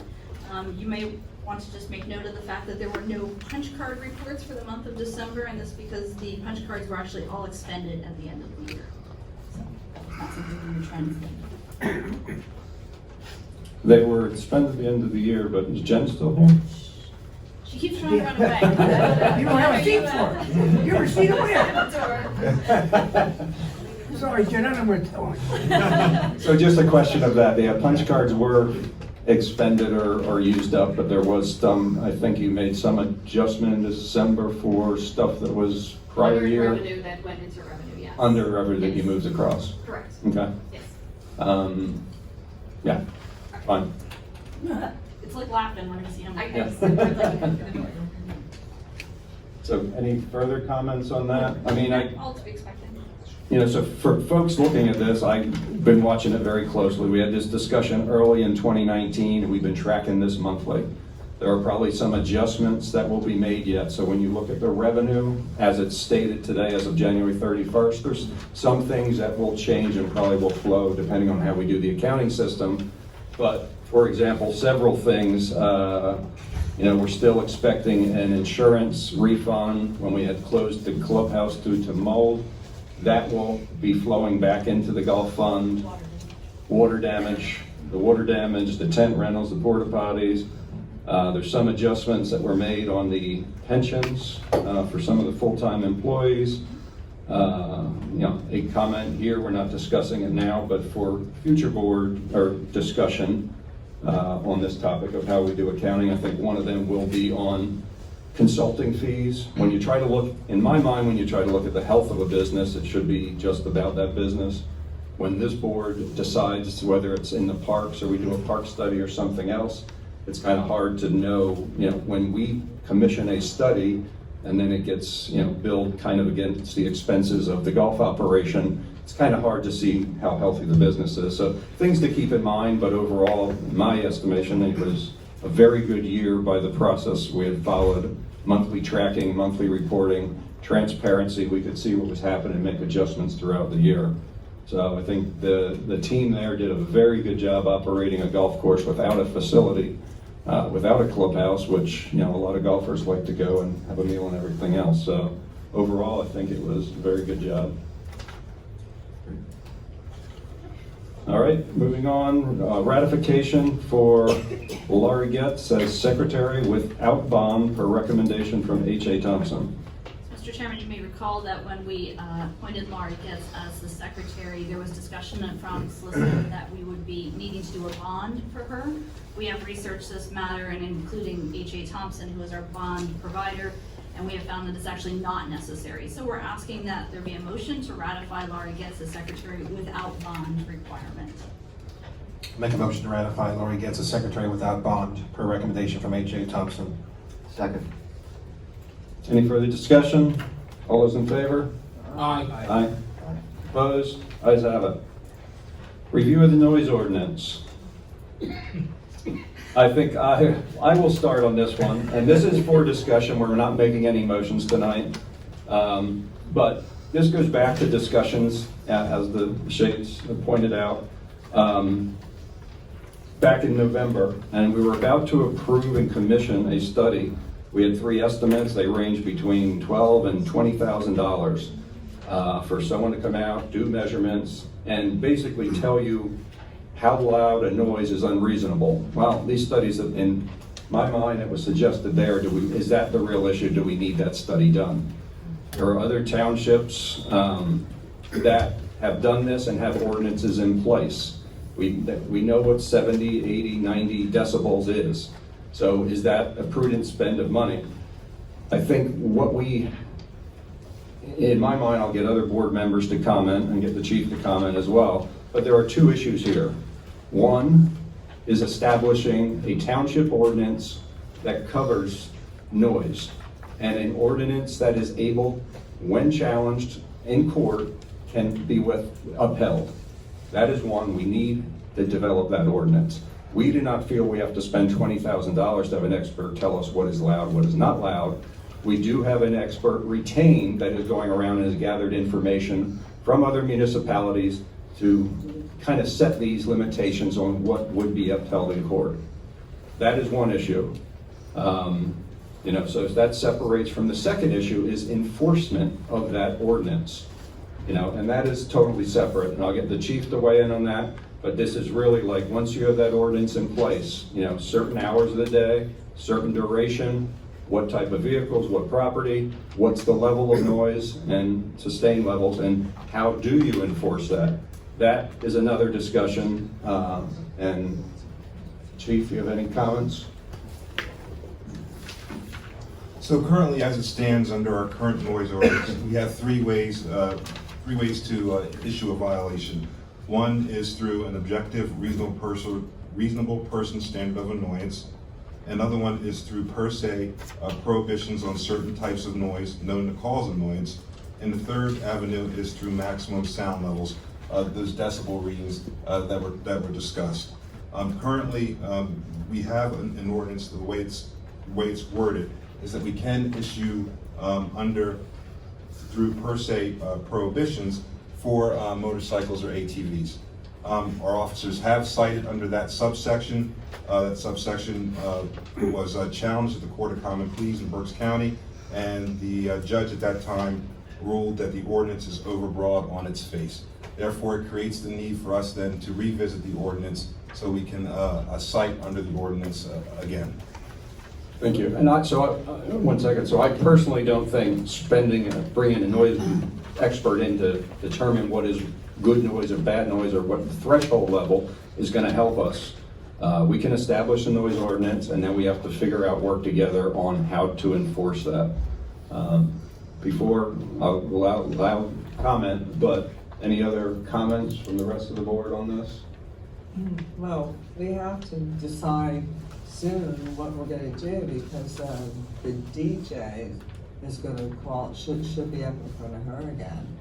And we have to make a decision. I sent all of you a 295-page article about sound ordinances. Correct. And it's probably the best one you're gonna get. I think you need to look at that.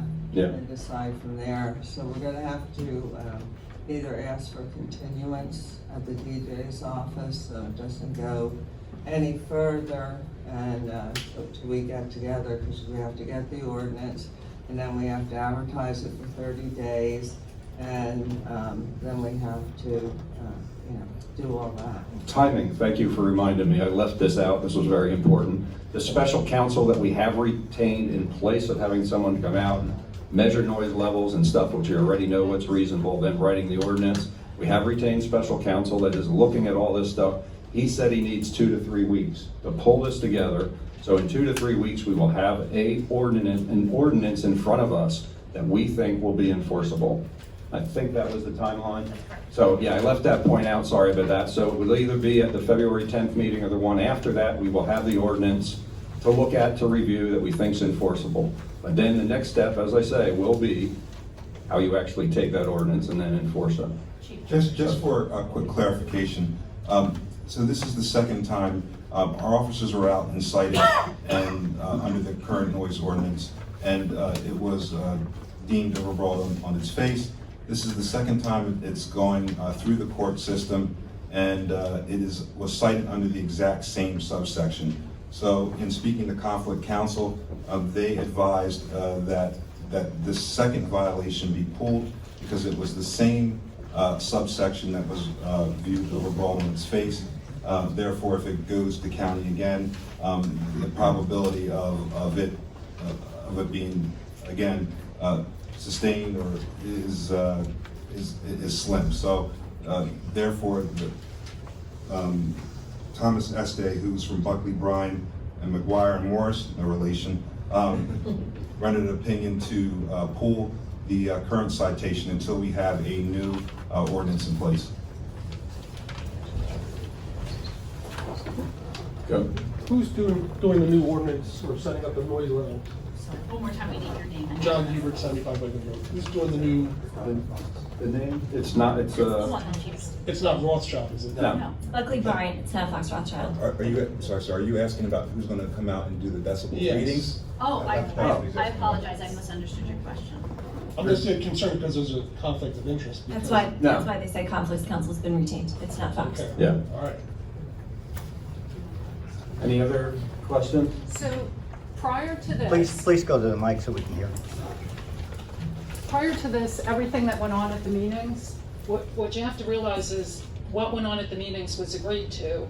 Then we were told it would be tabled until, and so those changes that went to the conflict council didn't go through this process at all. Do you see what I mean? So when I understand, I don't want to see anybody spending this money, let alone the township. We're also the ones living with it. Right. So prior to this, the chief said, as well as Mr. Granger, that you had to have that study done, otherwise it wouldn't be enforceable, and when this particular person challenges it again, it wouldn't stand up in court.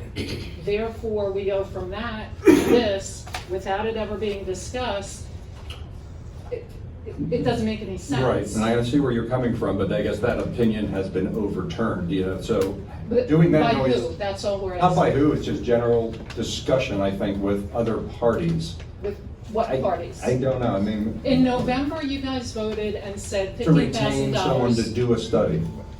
There were two that came in. The $15,000 was for the guy out in Pittsburgh, right? Correct. So I think we you have guys 3 said now. that you needed to do that. Correct. Only 2 were discussed, at least when we were here. So you said you needed to do that, which we understood. Yeah. what we're asking is how'd you get from that to this, that you don't need to do it without any discussion? So was it this board, was it the last board? How did that happen? We tabled at the time, I think Ms. Kircher brought it up, saying that there are noise ordinances out there that are enforceable. Why don't we Yeah, do? we had sent you some. Right, and Right. said, why don't we do some more research? Do we need to spend this money? I'd have no problem voting to spend the money if I thought it would help. But after getting more information and looking at more ordinances, it's like, there's good ordinance out there that exists. We just need to put the right one together Well, for most of us. them are very similar to what you had. Except it didn't specify noise level or duration or hours. I mean, I think we had some gaps in our current noise So the ordinance. sentiment before that you guys presented to us, which was that you had to have that study done, or when it's challenged, the ambient noise level won't be enforceable, you're saying that's not the case anymore. That is correct? my understanding. Any other comments from the rest of the board? I am not a noise expert, but Well, that's why they said you were getting him, not either. I mean, I agree. The 27 people that signed the petition, we all know it's too loud. The problem is the people that are emitting the noise, if they just want to keep challenging it, it just keeps forcing the whole neighborhood into the same position. now, that being said, I mean, this noise ordinance is for the entire township, and we need Right. something that is enforceable. And for each situation, we have to be able to apply that and enforce it. I agree. And is there a straightforward checklist to get all that done? No, we're trying to work through that. Well, there though. are certain things that were in the separate ATV ordinances that we sent you guys that would be helpful, like the proximity to an occupied dwelling. If you just put that in there, then we don't have to have the chief and his guys hiding in the bushes while people are throttling down just to reduce the noise level so they can't get a reading. Yeah. It's just ridiculous. Yeah, I think we have some ideas. I mean, the noise ordinance is separate too. I mean, as the chief said, I think it covers motorcycles, ATVs. The question will be then, after the noise ordinance, do we need another ordinance to cover that? It's already covered. But haven't you already, at least what we were told was that the conflict council already said you're only doing one ordinance. We're doing one right now. I mean, there's nothing to stop us from doing one in the future, I think. So then in the meanwhile, what happens? If he's saying that they're gonna throw this out, then what happens to the neighborhood in the meanwhile? Well, we have 2 to 3 weeks. We're living with our current ordinance until we get a new one. So we can try to enforce that, but We would use the other subsections then, is that? I know they say they're in the same. Same one. subsection, which I mean, was we the don't want to problem. go down that path again, but they're gonna start writing again as soon as they know we're gonna throw this out. They're gonna write, and they don't care about the rest of the people. I mean, we got 27 people, and we're not making this up. It's not Yeah. us versus them. We just happen to move in this scenario. But we do need to get it right, so I mean, we'll push and try to have this for the February 10th That's meeting. actually why you're getting more of a question from us, because all we want is it right. We need this to stop. Yes. For some people, like the Huberts, this has been going on for 8 years. For us, it's been 2 and something since we moved in. But you guys are the ones that told us, if we don't have this study done, it's not gonna be enforceable because this particular person's always gonna challenge it. So when we kinda got the complete opposite, and it was never discussed, it left us like, well, where did that come from? And so that's why we were asking, was this done before the new board? Is it with the new board? It's a good question on the ambient noise. I'm not familiar. Chief, I don't know if that was mentioned at all by special counsel, that Well, currently, we have 2 other subsections that we can cite under through an objective, reasonable person standard of annoyance, which probably, until it's settled with the decibel readings, is probably the best subsection to cite under. Isn't that the one? No, it was through per se prohibitions on certain types of noise known to cause annoyance. Well, can you go back to the DJ and cite them under that until we get the new ordinance? You need a new violation. We'll have to wait for a new We violation. have to wait for a new violation. Okay. So there's something that could be done to hold the line. Do you have any idea when he's going to finish this? he said 2 to 3 weeks. We gotta try to push for 2 weeks so we can get it done as quickly as possible. But we do wanna make sure we have something that the chief can enforce. So Chief, are you feeling like, like it's enforceable if, because I know you had discussed too that you wanted that survey so that, which the survey wasn't to tell you what's too loud for you, it was to tell you what, apparently what exists as baseline. Are you comfortable that, from what you've seen, that that's going to be enforceable? Ambient noise is usually 60, what most of them say, which is actually high for us in our neighborhood. So do you think that's enforceable? I don't think we should be making comments on ordinances that haven't been drafted yet. We need to see before we can make comment. I'm asking if the concept of that you're not going to have the study done, if you're still going to feel that that's enforceable. Do you see what I mean? Because you had said having the study done would be. I believe he's talking about one that we have currently. You're talking about a proposed study, correct? Well, the one that you have now says 60. Yes. Kind of assuming they're probably not going to come up with some number that is nothing like other ordinances. Right. The concept of what you said before, that you really wanted the noise study done so that somehow it was providing evidence of how they came up with those numbers. If there's no noise study done, regardless of what the numbers are, you're good with that? That should be enforceable? I think one of the problems that we're gonna have going forward is as you said, you know, they're gonna recognize law enforcement when you get there, and they are gonna ramp it down. So we need other sections within the new noise ordinance. Like the setback. That we're able to cite under. And so nobody knows what's going in there until that comes. Did you discuss setbacks or anything with them, or it's just? I've not seen anything yet. He said he needs 2 or 3 weeks to pull it together. We are hopeful it's going to be set back 50 feet from our house. We have this noise going on. I can only imagine how you folks would feel with 50 feet away. You got dirt bikes flying by you and the decibels hitting 90 plus. Can you hear you back here? Sorry. But the setback's a separate issue from the noise, isn't it? Correct. Yeah, I mean. Well, the setback was in the dirt bike ATV ordinances had setbacks in them, the noise ordinances didn't. And so there were, up until November, gonna be 2. Now you're saying there's gonna be 1, so we were just asking, you know, so that doesn't, 3 weeks from now, then, okay, now we gotta make more changes and it takes more time. Can, the things like the setbacks, we're assuming that will be included in it if you're saying you're gonna merge 2 together, right? We won't exactly know what's in it, and I think once we receive the draft, it's something that we can all discuss and take a look at and present it accordingly. So the draft will be posted, It would be before any meeting, certainly. like posted on the website? Yeah, before a meeting. Before we vote on it, we typically post a resolution before the meeting that you can review it and have public comment before we would vote on You can't be requested to him before it's written up? I'm sorry? You can't request it to the guy writing it up before it's even brought to your attention?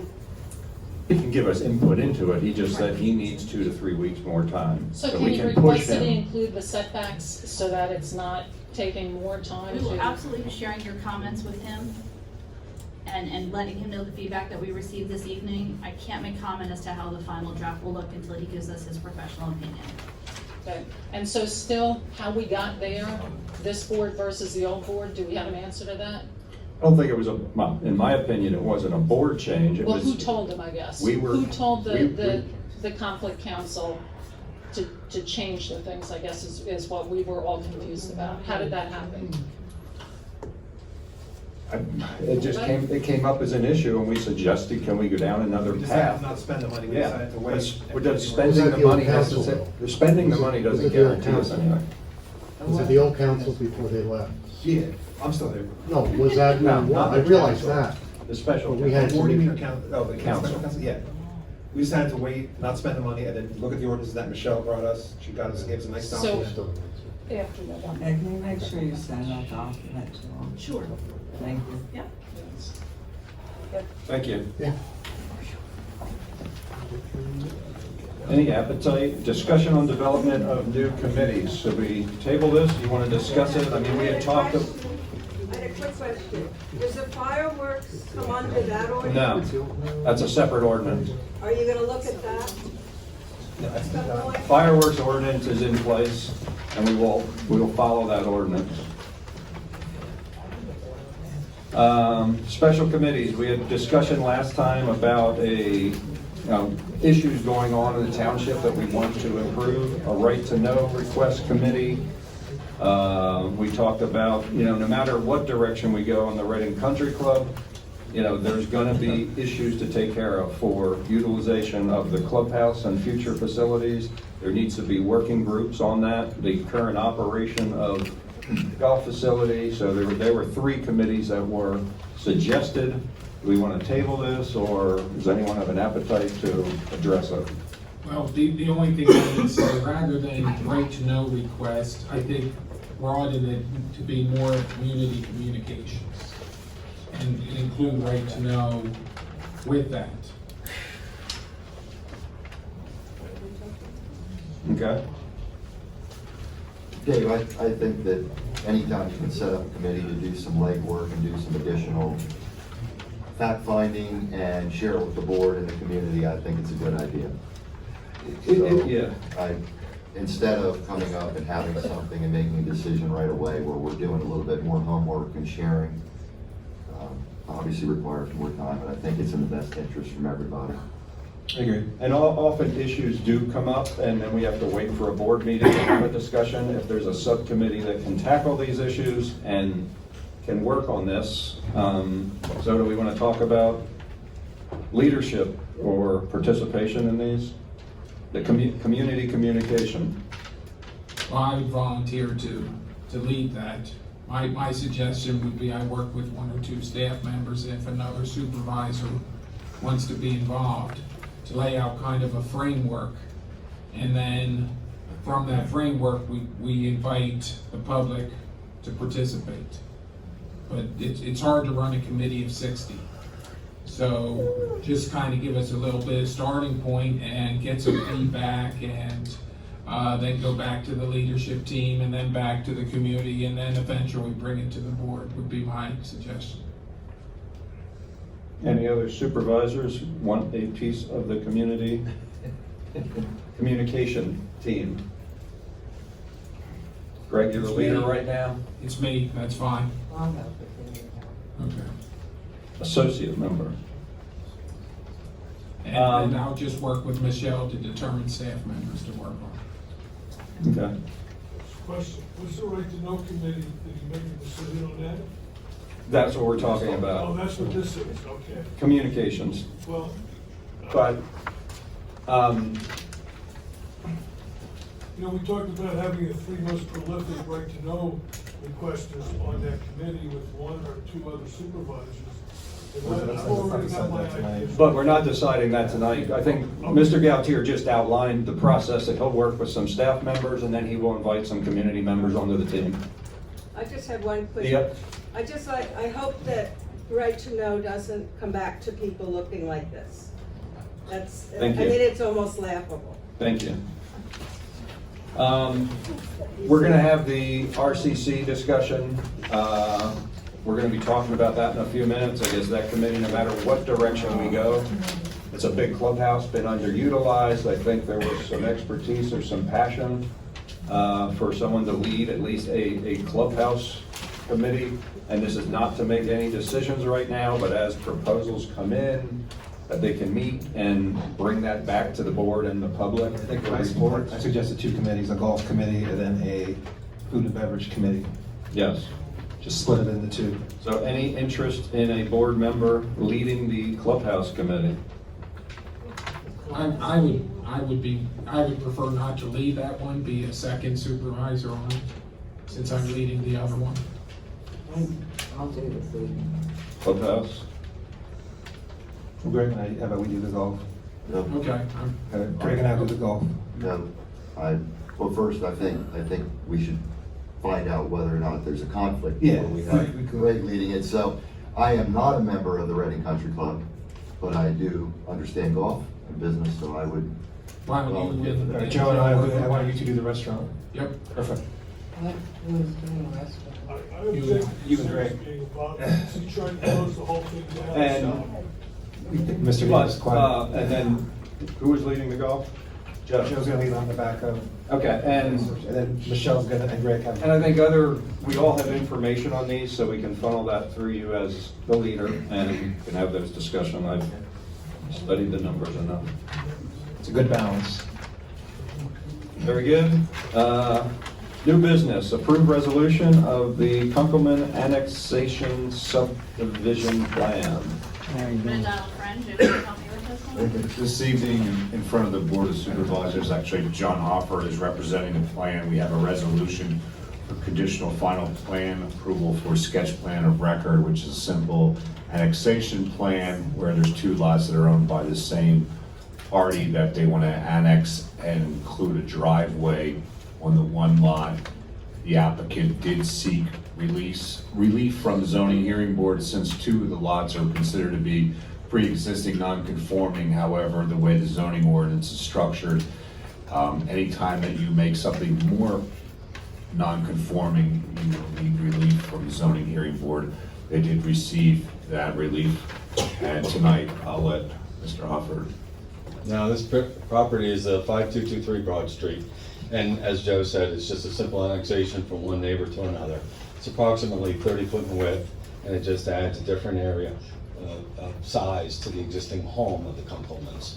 The Planning Commission recommended approval, subject to certain conditions. One of the conditions being that your approval resolution for conditional approval be signed and approved. I do have that document, and if I may approach the table just to give you, this is a copy that's been signed by the Mr. Kunkelman.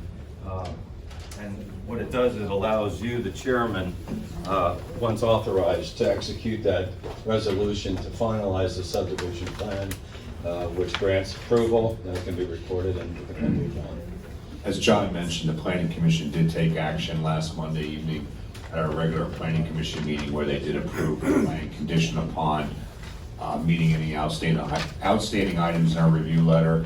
The only outstanding items we had were just signatures, which is always required prior to the board taking action on that plan. And Will has reviewed this and? Yes, so we apologize. Unfortunately, we weren't able to have the plan up on Will, I believe, is out sick today, and but it is a simple annexation to allow that driveway to remain on the one lot so they can continue to utilize it and so forth. This is right in the Lorraine area, and we didn't have any other adverse comments pertaining to the annexation. So our recommendation would be to approve it, subject to Board of Supervisors. So we need a motion. I'll make the motion to approve the Kunkelman annexation subdivision plan. I'll second. Any further discussion? All those in favor? Aye. Opposed? Ayes have it. Thank you all very much. Thank you. So you'll need a signed copy of this, Mr. Okay. Well, eventually, we'll just get a Okay. copy. We'll get it. Thank you. Thank you. Authorize advertisement for the February 10th Board of Supervisors meeting. Mr. Chairman, the administration is seeking authorization to advertise the February 10th, 2020 Board of Supervisors meeting. We are still waiting to hear from the library about availability. The default would be in this space. So we have to list the location. We do. Time, date, location. I have a problem with the default being this space. Okay. I think if we have to rent a room at the school district or use Reading Country Club, the ballroom, I think if we have I hosted events in the ballroom, and I know you said the acoustics aren't good, but I think they would be good enough, better than having people out in the hallway. Whatever the board would like. There's a side room there. I think it would be nice I would agree to test that. It's not being utilized very heavily right now. We have tables, we can just set it up once and done and kind of, I guess, leave it. Whatever the board would like. I can't hear you. I can't hear you. Clarence, Mr. Howe, he said he'd like to use one of the side Speak into the rooms. mic. That's twice the size of this. I just think we should try that Reading Country Club February 10th, no matter what. See, because reality is, if it works out, we don't need to keep setting it up necessarily until we get to golf season. You could leave it be for a couple months. And that's why it would be good if a wing would actually work out. Mhm. You definitely don't have to worry about it. I agree. Because you have rooms there that are 80 to 90 capacity. So with the preference of the board, if the library, I'd say let's do the RCC because Let's just do the RCC. it's a good dry run. If it Right, works, let's then try it's it now. Rest of the year. So I'll make a motion to advertise for February 10th Board of Supervisor meeting to be held at Reading Country. I'll second. and we'll see if the bar can be open. No, you can't have that. Any further discussion? Only after the meeting. Don't start that. Joe? The, had a meeting earlier, Mr. Spees and I met with the school district chair and another one of the school board members. And one of the things we talked about was utilization of space. They're going to discuss it, but they're very happy with us being able to use their space. They have to work out a couple things. There is one form, Tina has it, and they're going to get back to us. But whether it would be the current boardroom at Lausch, the old Lausch, or the cafetorium at Rifton, it would give us plenty of opportunity and plenty of room, so no one has to worry about standing in the hall, anything. So we have been working on it. We had the meeting tonight, so we hope that by the next time, if the Reading Country Club doesn't work out, then we would be able to utilize the school district. Good job, Joe. So we have a, thanks. So we have a motion and a second. All those in favor? Aye. Opposed? Ayes have it. Proceed.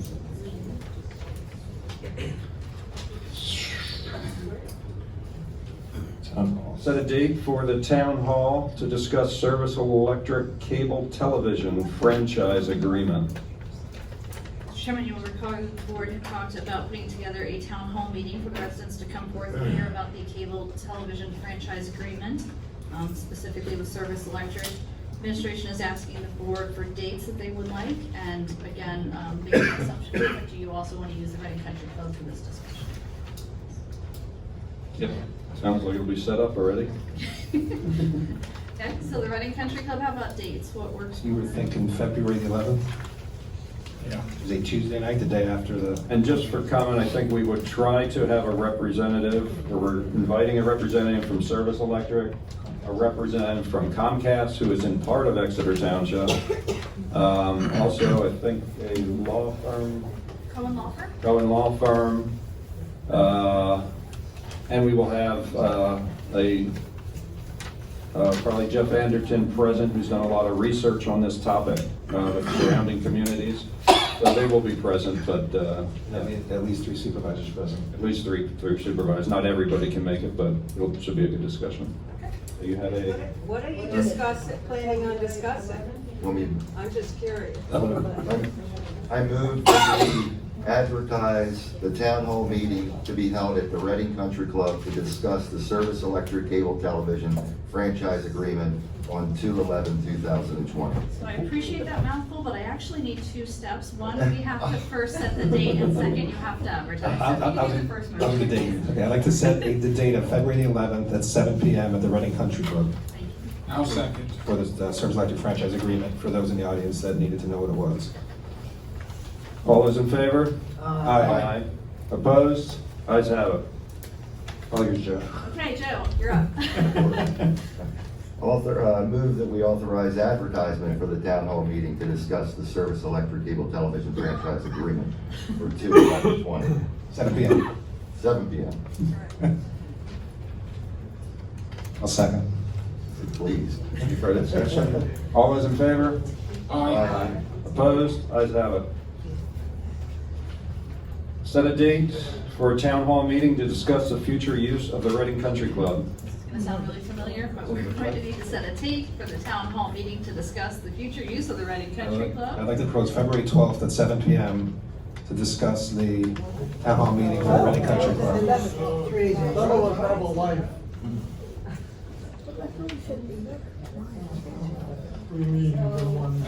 I think the concern being expressed is it's 3 days in a row. Yeah.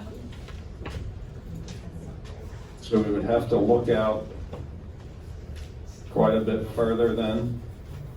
Would the board like me to postpone this until the next meeting and we can discuss again?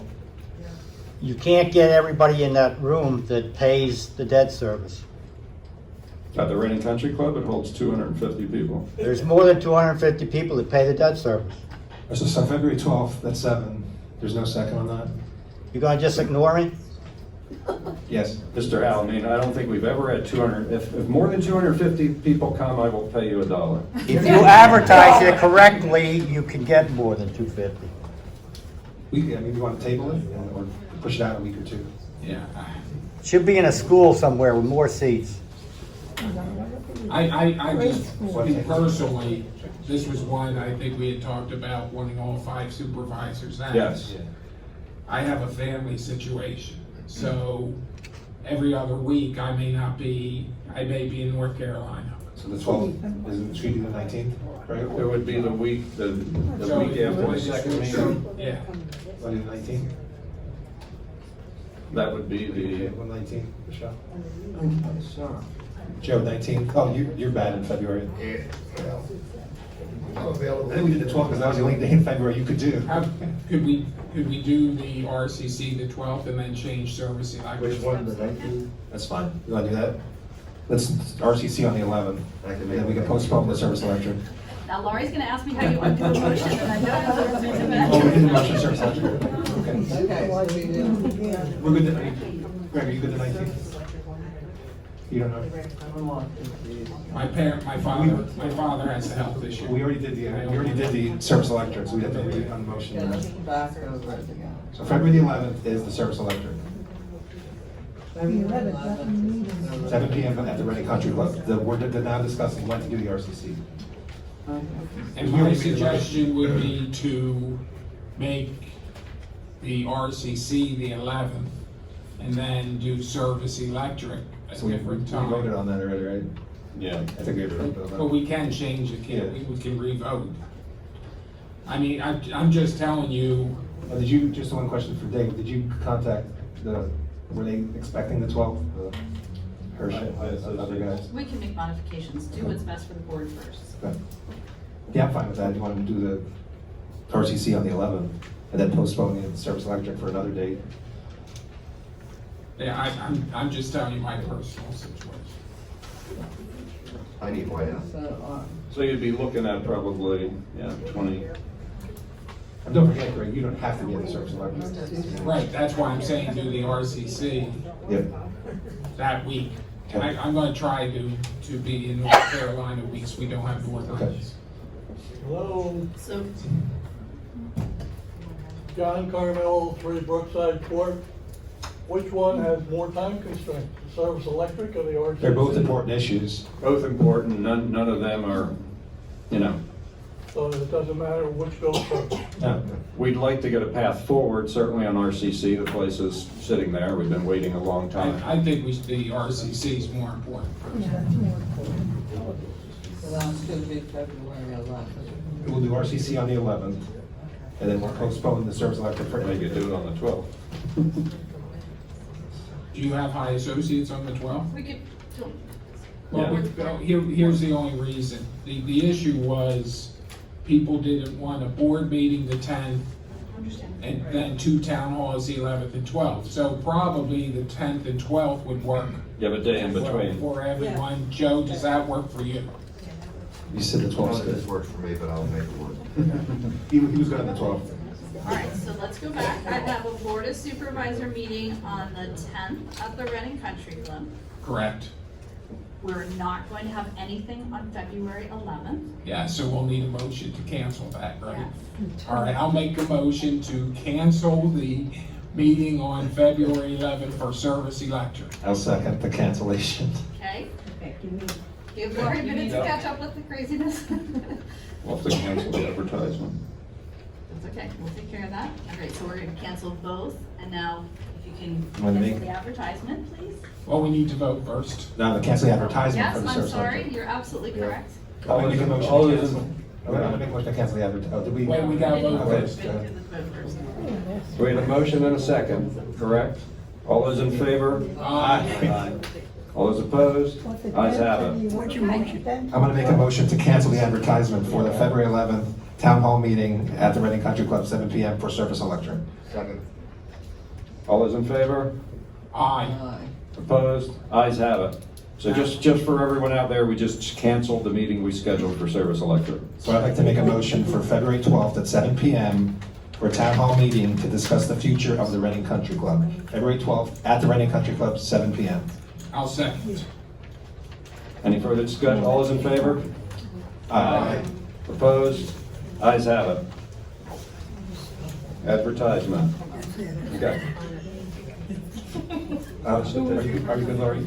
No. I first. Craig second. To set the, February 12th, 7 PM. Future of the RCC. February 12th, 7 PM. February the 12th, 7 PM at the Reading Country Club. Okay, so to review that was setting of the date, I now need the advertisement authorized. So I'll make the motion to authorize advertisement of the town hall meeting to discuss the future of the Reading Country Club at 7 PM, February the 12th, at the Reading Country Club. Second. All those in favor? Aye. Aye. Opposed? Ayes have it. And if the audience could please just keep the chatter down, please. Okay, so we have the meeting for Reading Country Club scheduled and advertised for February 12th at the Country Club. So the Service Electric, we want to go back to Service Electric now or schedule it at the next meeting? I'll put it on for the next board meeting, we'll discuss that and I'll get some. Okay. that work better for Let's move on. Table Service Electric. We'll table that. Approved proposal with WatchGuard in the amount of $117,665 for police dashboard camera system. Mr. Chairman, this is an item that was brought up during the budget presentation and approved with the 2020 budget. This is the dashboard cameras that will be utilized in the police department for all of the vehicles. The system was approved, and this actually, the chief not only came in under budget, but he was able to get us a 3-year warranty with this. So he did a good job negotiating for us. So we're asking for approval to sign this contract.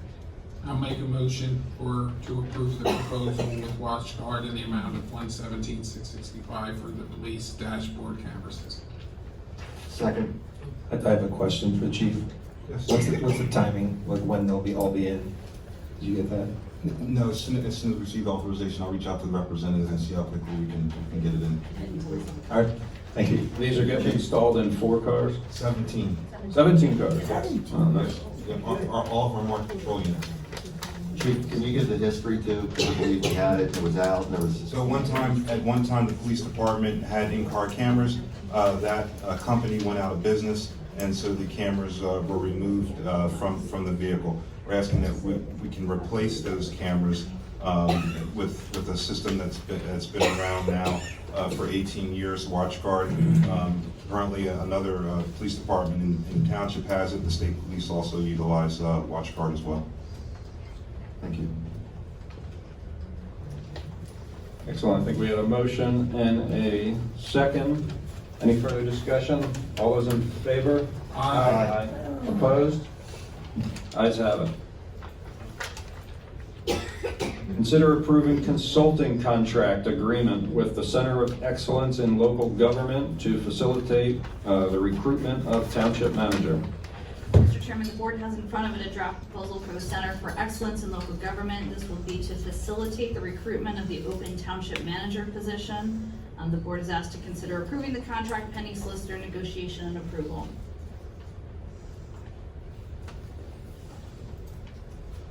I'll make the motion to approve the consultant contract agreement with Center of Excellence in Local Government for Township Manager. Pending solicitor negotiation. Pending solicitor negotiation. Approval. Yep. A second. Any further discussion? All those in favor? Aye. Opposed? Ayes have it. Authorization to transfer the following vehicles from the township to Exeter Township Fire Department. Chairman, the township has been working with the Exeter Township Volunteer Fire Department. They have had a change in their insurance, and they're now able to cover their own liability insurance on their vehicles. This will allow us to take 4 vehicles, that 2 are in the fire police and 2 are fire department, and we'll be able to transfer those titles over to the fire department so they can fully have them now. This is something that we've been talking about ongoing in our subcommittee. Make a motion to authorize the transfer of the following vehicles from the Township to the Exeter Township Fire Department. The 2003 Ford E250 and the 2006 Ford E450 ambulance. And the fire And the fire department's vehicles, 2000 Freightliner tanker and 2017 Seagrave fire truck. Second. Any further discussion? All those in favor? Aye. Opposed? Ayes have it. Authorization to sell the following in Municibid. The township currently has 2 vehicles that we'd like to sell on Municibid. One is a 1996 Chevrolet truck that is no longer in working condition as the rear main seal is leaking and would be a costly repair. Took me a long time to figure out what those were to me. What about the fire department? Didn't you do that? We did that, Mr. We Howell. did that, that was part of the 4 vehicles. And I the don't think you did. Yes, we did. You did the fire police. We did both, Mr. Howell. Yeah. The other item is an irrigation pump that's actually from Trout Run that is no longer needed by the township. So we're requesting the ability to post those on Municipid for sale. Question? I would And need that's it's a standard outlet for Yes, municipal goods. yes. It actually has to be sold in. Any questions? Got a question. Can you identify where those, the funds will go in Yes, that's, I can't, but someone can, sure. Make a motion to authorize this.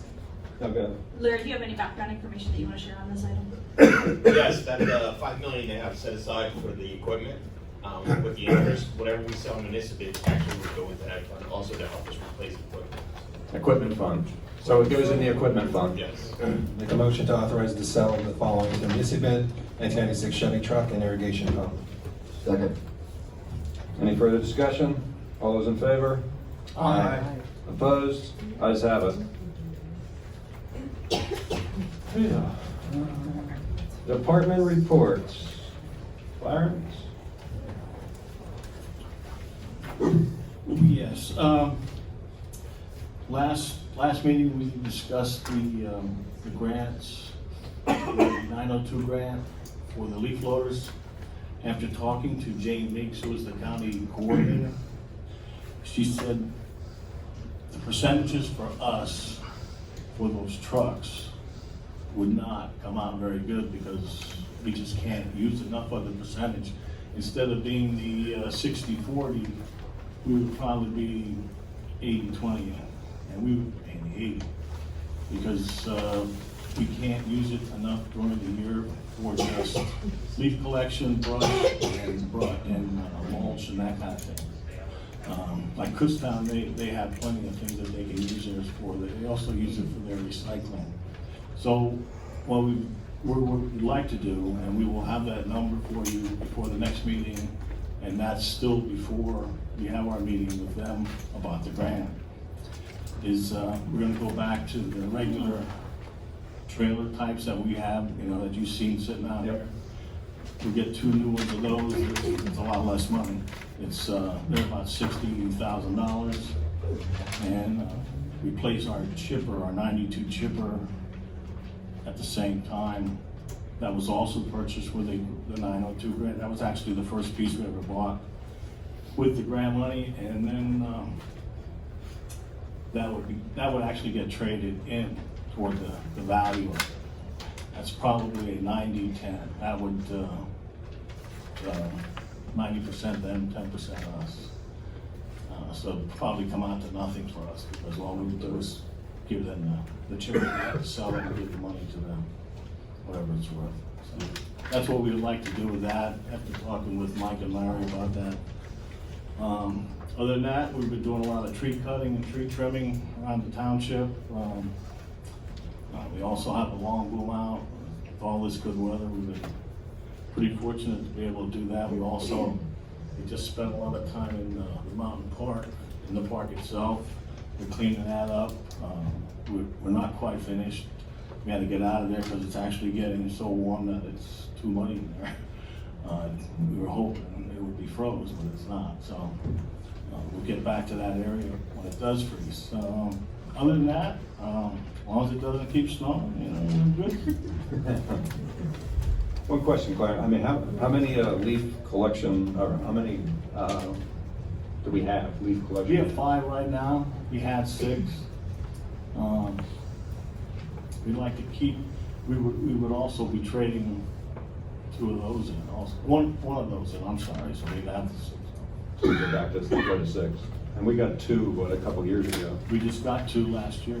Yeah, okay. They're 30 yarders instead of, the others are 25 yards. Those are also 90-10%. So we would only be paying about $6,000 for each one. Great. Chipper, the same thing. I don't have the number, but I will have it before next meeting, and that way you guys, if you have an issue with that, before we go to meet with Jane about the grant itself. Yeah.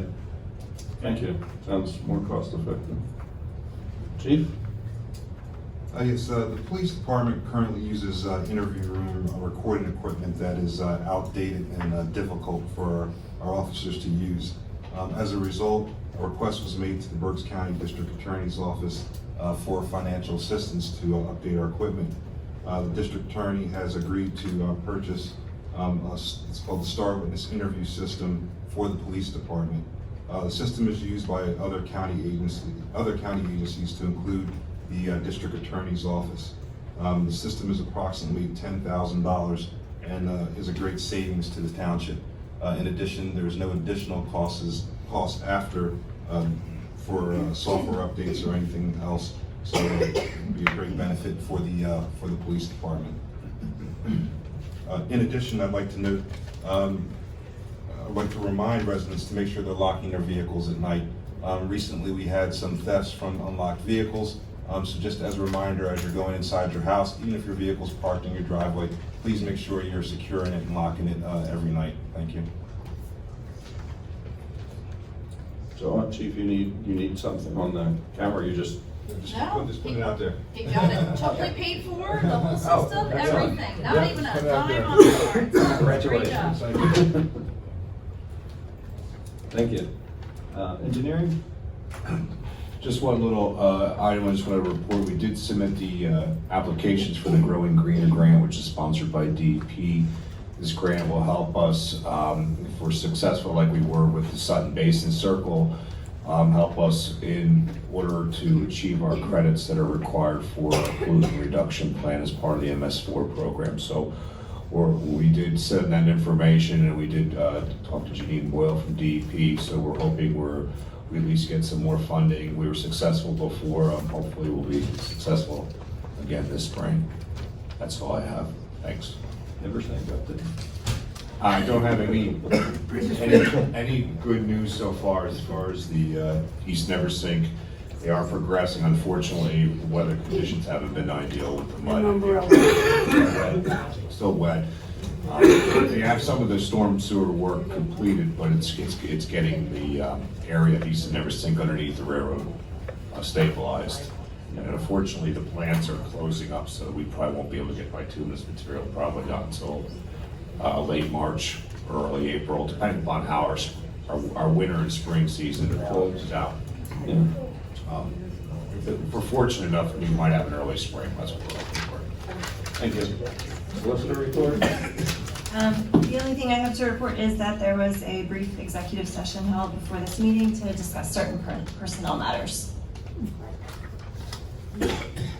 Manager report. I'm good, thank you, Mr. Chairman. Public comment.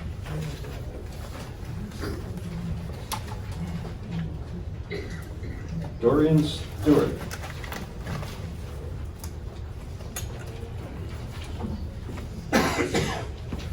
Okay, I'm new at this, so bear with me.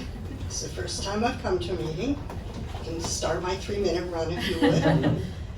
I want to know if anybody else is here about the fireworks. She needs her name and address. Oh, sorry. Oh, Doreen Stewart, and I'm in Farming Ridge Development in Exeter. Do you need the street? Yes, ma'am, we do. Club Drive, 4809. Thank you. Thank you. Okay. Is anybody else here about the 5-hour firework mess? Hands? Okay. I need to know, I heard you say something about it's not on the agenda or something like that. I can comment on that if you'd like first. I just need to know, what we as a group of concerned people can do. Do we need to get a petition? How many signatures do we need to have to get something in place that they're not going to subject these poor people that are close to that area with 5 hours worth of noise? The thing that brought me here was a comment on the neighborhood Exeter by, I think it was one of you, saying, well, just go somewhere else for 5 hours that night. Unbelievable. I mean, these are elderly people. To say something that mean, just find somewhere else to go. I mean, that's just, yes, I'm just getting it out. Sure. That's why I'm here, because that was so unfair to say. It's fair. I mean, there's resident that said that, there's yeah. certainly a lot of discussion around this, but just let me clarify it. At the last meeting, under public comment, someone said they would be applying for a permit for 5 hours or an exemption to the rule, the resolution we have.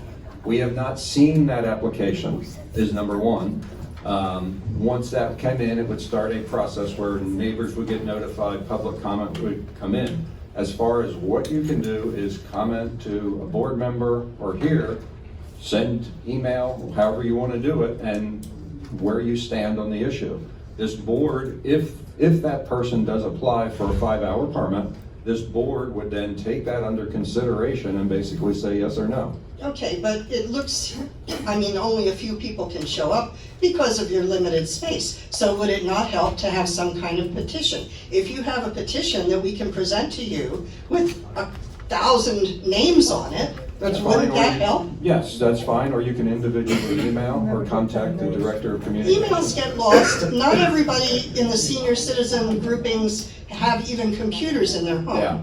So it's easy to say email or text or this and that and the other. A good example of the residents, they had a petition with names. But right now. Right, they have 28. Do we need 1,000? How many will actually make something happen that this is not allowed to take place? It will be a public decision basically on how many people weigh on either side of the issue if the application comes to us. That's my point of view. And the application, as I understood, what I saw was that it would be taking place sometime in March. That's not that far away. Exactly. We're at the end of January. And there's a lot of steps that have to be taken to even be considered. So we have not seen that, so. Remember, David goes to Dave Betts before us. And then Yeah.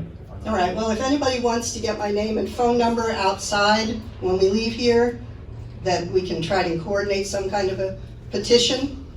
So you will be on record, going on record in the minutes of Okay. your disapproval. Could I add something? Sure. I just want to make sure you understand, none of us said go somewhere else for 5 I hours. thought it was a. It wasn't. It wasn't. It wasn't. It was someone else. It was someone else, so I just, it was a resident. Yeah. Very good, thank you. Dave, Taya? I thought this, sorry, I thought this was resolved, this fireworks thing. I thought this was. It was. You have an hour, but if you want to go beyond an hour, you have to petition. The group has to petition. Even an hour. And it comes to the board and we decide, listening to the residents, yes or no. But even an hour is too much. But it is in the ordinance now. We set up a process that we thought was fair at the time. Can be modified in the future, but we got to follow the current ordinance. It should have been a half hour to begin with. Thank you. Right. But we have to, why can't you, work on changing the ordinance? it's worked so far. No, it hasn't. It should, a lot of places have a half hour, and a half hour is acceptable. That could be a But, I mean, different I'm petition. way over in Crestwood, and I heard it for almost 4 hours last year. So I'm not even that close. Any other comments from board? Let the process play out. Yeah, so we will continue to consider that. Thank you. Diana?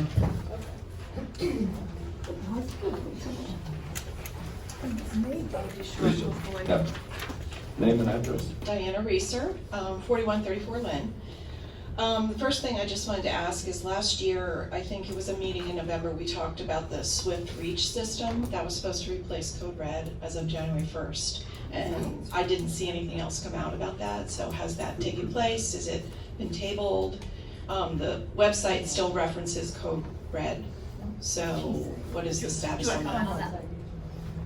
Website's been updated as of, today. oh, She knew your okay. comments.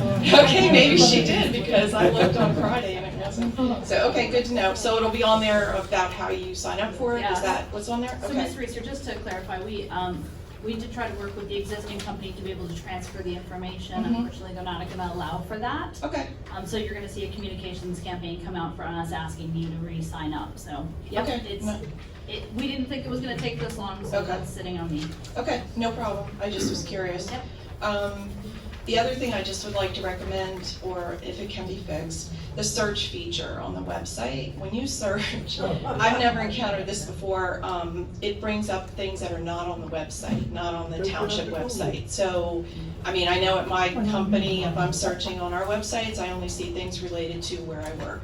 So it's very frustrating. So I don't know if that can be fixed, tweaked, whatever. Yeah, it goes to an external search, no internal search. Yeah. It uses Google, and so the first three things you see come up are Google searches. Scroll down. And there's no way to The internal, unfortunately, that is a Okay. piece. Now, that is again something that we would discuss in the communications committee. That would be something that we could take a look at. Okay. Right. And about the township website, and maybe this has been updated as of today. I'm just curious to know when, like, the police was still not updated. It says wastewater coming soon. I would think maybe we don't have that anymore. And the one link for the fire department doesn't work. It takes you to an invalid site. So is there any timetable for getting those things completed? We are working with the police department currently. You have to understand, from our perspective, we have one officer who's currently working on this along with his full-time job. So Okay. we are running behind the schedule that we had hoped. It is a work in progress, and the feedback is good and valid. I appreciate it. So we'll Okay. continue to keep working on these items. Okay, I was gonna say something about the fireworks, but since it's not before the board, I'll table that and save everyone the time, and if it does come before the board, I'll speak about that. I know I've communicated with you about that. The only other thing I would like to say is I had reached out about where the press release was posted on the website. I understand why it was put where it was put, however, I felt that people don't go backwards. They don't go backwards, so a lot of people would not have seen it. It also did not reflect what the solicitor said, so I didn't know which was accurate. Was it accurate what the solicitor said, or was it accurate what was in the press release? Because there was quite a disparate information. It didn't match. Yeah. So I think we need to be clear with the township residents about what's going on. If the press release wasn't accurate, it needs to be updated. And again, I request that it be moved to the forefront where we have news and information so that people can see that. I know it hasn't been moved yet, even though I did bring that to the attention of some of the supervisors. I just think it's important. People are they're not gonna know it's there. So I again request that. So, and that's all I got. So, Thank you. I mean, we are learning, I think Laurie is learning day by day of what things get posted where and when alerts go out. You can sign up for email alerts, which you talked about. I think it is a work in progress, but thank you. Mr. Hoover? Put it down.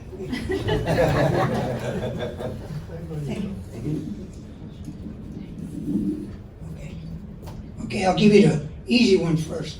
I have two questions and I get 6 minutes. Lord, the previous board member was here, Oh, sorry. Name and address, sorry. 10 Andes Acres, Birdsburg. Thank you. It's Exeter. Glen Hoover. Okay, my first question this was from a previous board member. He asked a question, and according to my notes, we never got an answer.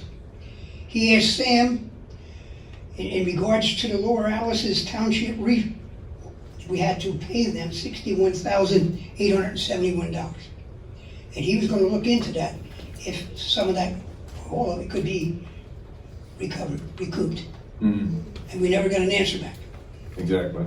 I don't recall if we did. You don't, because I don't have it written down. No, I did not hear an answer. Okay, I appreciate an answer on that. Following up, this is about The lost claim. the lost claim for having to refund. So we are still processing that claim with our insurance company currently. Okay. They've asked for additional documentation. Well, I just wanted to let you know, I still remember it, okay? I appreciate that. Now the sad news. On Friday, the 15th of January, I I got a telephone call from the landfill. We lost our general manager. And he was outstanding. I worked with him for 18 years. I know what you're gonna lose. I know the rules. As soon as he gave me the paper, I came right up to Will and I said, we're deep. We're losing the landfill manager. But by the time I got home, one of Mascaro's was at my house. See, they can't fire me, I don't work for them. So, in all fairness, I got a note that if they want to meet with me in the conference room when Pat gets back. And I said for 15 years, when Tom goes, I go. Because I know what we went through to get what we have there today. And we have a fine working situation. And he's been extremely well. In appreciation, I would like to recommend to the board for consideration that you acknowledge him in writing the letter. And I'll be fair with you, I'll get back to you after I find out what Pat has to say. Yeah, good suggestion. 18 years of hard work. Thank you. Any comments from the board? Yep, thank you. That's his letter and that's his address. Thank you. Thank you. Mr. Hughes?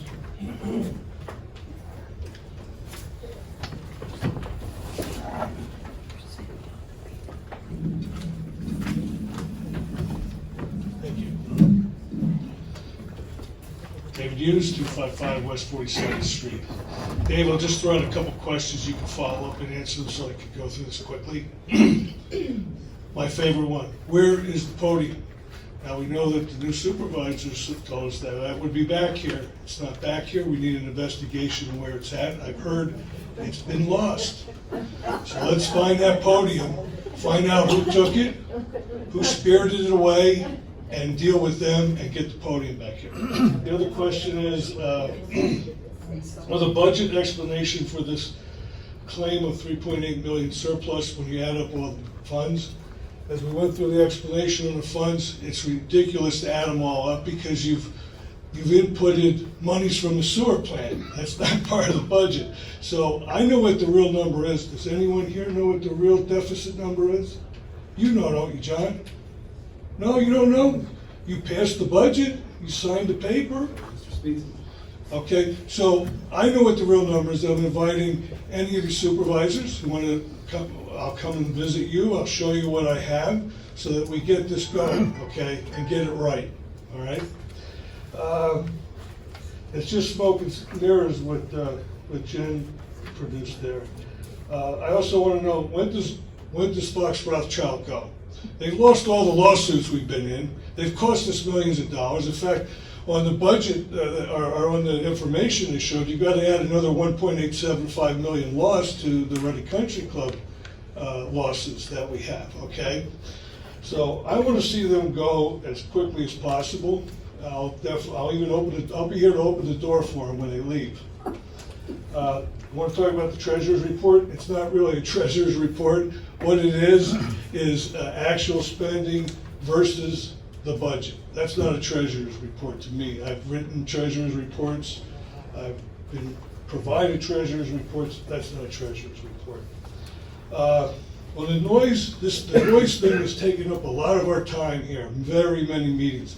Maybe you should have a separate meeting with the noise people, okay? I mean, it's a big issue. I can see the pain there, but it takes up a lot of the meeting. Finally, I want to save the best for last.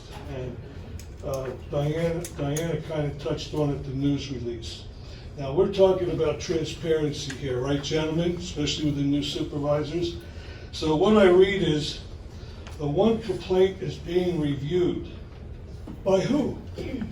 Now, we know in the video, it's the DA. Why don't you just say it? The DA's office is reviewing the complaint. This doesn't really clarify anything. And it's routine when the complaint is submitted. It's not routine. Anyone who's familiar with the DA's office knows they don't investigate unless they got some meat. They don't spend money just on a routine complaint. Yeah. Then the person reviewing the complaint asked to speak with certain members.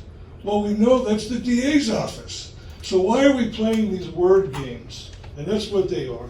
So she says, well, we only have to provide a commentary on the idea of it, but you know, words are very important. So this whole thing, as Diana recommended, should be reviewed and rewritten properly and prominently displayed on the front page. And there's one more last thing, real quick. Everybody, the website that everybody hates, that Mr. Crusaders calls it a futuristic website, Thank you, cost Mr. us Hughes. $60,000 over 4 years. Thank you, about Mr. that. Hughes. Mr. Whitehawk. That's okay, I'll wait till next meeting. All righty, thank you. That's not all of it. Louise Wortley? I pronounced it correctly, I hope. Yes. Need a push button and automatic adjuster. Good evening, and thank you for the opportunity to share my thoughts. For personal reasons, I used to come to all the meetings, but have not been able to. But I do view on the website your meetings. And I have a question or a comment also. At the September 2019 supervisor meeting, a gentleman expressed a concern regarding the next supervisor and the per capita tax.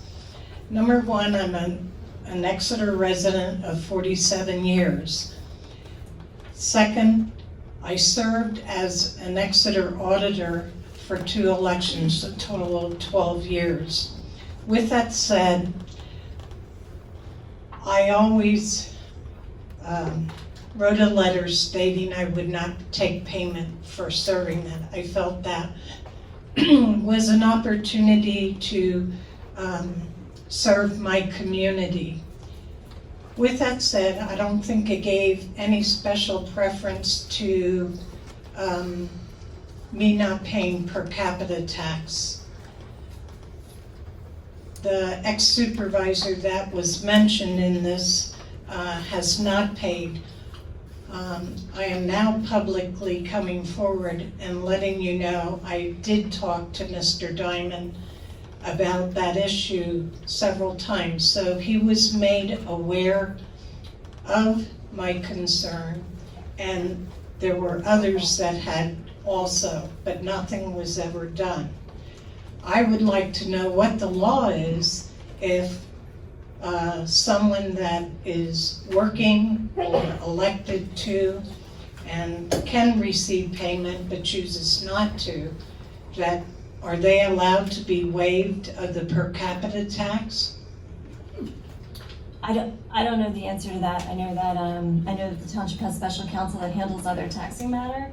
I do know that all information pertaining to per capita taxes, just for the board's knowledge, is confidential under the Local Tax Enabling Act. So I would just stress that with regard to speaking about anyone in particular. But if the board directs BPT counsel. My concern is, I looked into Mr. Diamond's position.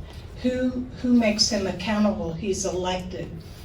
And I know him personally, so it's just the fact that when you bring an issue up and it's not addressed or looked into and a follow-up brought back to me of my concern, then where do I go from there? I have no place to go, or did at that time. So that was my one issue. It has already been said, the township website, I don't think it's real friendly. I had to go into many different places to find what I wanted. And I did sign up for the new thing because it is very clear that if you were red code, you still had to do it. And you can do just the telephone and also the email. So I did that. One thing though, under telephone, just put the numbers, no dashes. Yeah. So maybe that could be added in there, so. Thank you. Okay, and the last thing was the Reading Country Club. Last January, I contacted Senator Schwank's office and asked what would the probability, would it be possible for the Reading Country Club to be considered a historic site, and what would be the method? And they said yes. It's already listed as a historic site. Okay, so then with that, is it a historic site local, or is it, It's on the National Park Service. okay, then there should be benefits by that being on the historical site, yes? Yes and no. It just doesn't provide any protection. You can still do anything you want to the site. You can apply for grants, for example, but if you apply for grants and then change the use of the land in the future, you must pay those grants back. I'm not an expert on it. I don't know if anyone else knows more about it, but yeah, there's two separate listings for the Reading Country Club, and one is the clubhouse itself, and the other one is the entire property, the golf course. They're both listed in the national parks. Okay, thank you. You're welcome. Your address, please. I think I forgot to ask you your name and address. Louise Wortley, 31 Troxel Road. Thank you for your service. Thank you for your service on the audit. Thank you. Great job. Keith Ritz? Keith, you're good? Yeah. Thank you. Carla Seidel? Hi, my name's Carla Seidel. I'm at 110 Ashley Avenue. Nice to I've meet you in emailed with a lot of people. This is my first time here too, so I appreciate you giving us the chance to talk. And I will say that I hope that we don't get any requests for any fireworks for hours on end. It was horrendous last year, absolutely horrendous. And my heart goes out. I mean, we have a rescue dog that it was just torture, trying to help him through that, and then figuring, and you know, the people that have sensory issues, hours of fireworks is just unbearable. I understand the fireworks group, that's their hobby. They want more than 30 minutes, I get it. I understand that they're training professionals and training EMS providers, and that's awesome. But it needs to be done far away from residential areas. And in hearing tonight with revising the noise ordinance and the decibels for fireworks is, you know, tremendous. And if we're revising the noise ordinance, can we revise, and I know that with the fireworks ordinance was just revised within the past year, but can that please be revised to limit it to no more than 30 minutes? That would be wonderful. And I just ask that if we do get a request to have more than 30 minutes of fireworks, more than that hour of fireworks, that we say no. Very good. Thank you. I will say, I believe the state has reopened the discussion on fireworks. There's a House bill right now up for review. Good luck with that. Yeah, so that is back under discussion at a higher level that would flow down into the townships as well. Waiting on Harrisburg. Dorothy Riley? Huh? What? Mr. Howe?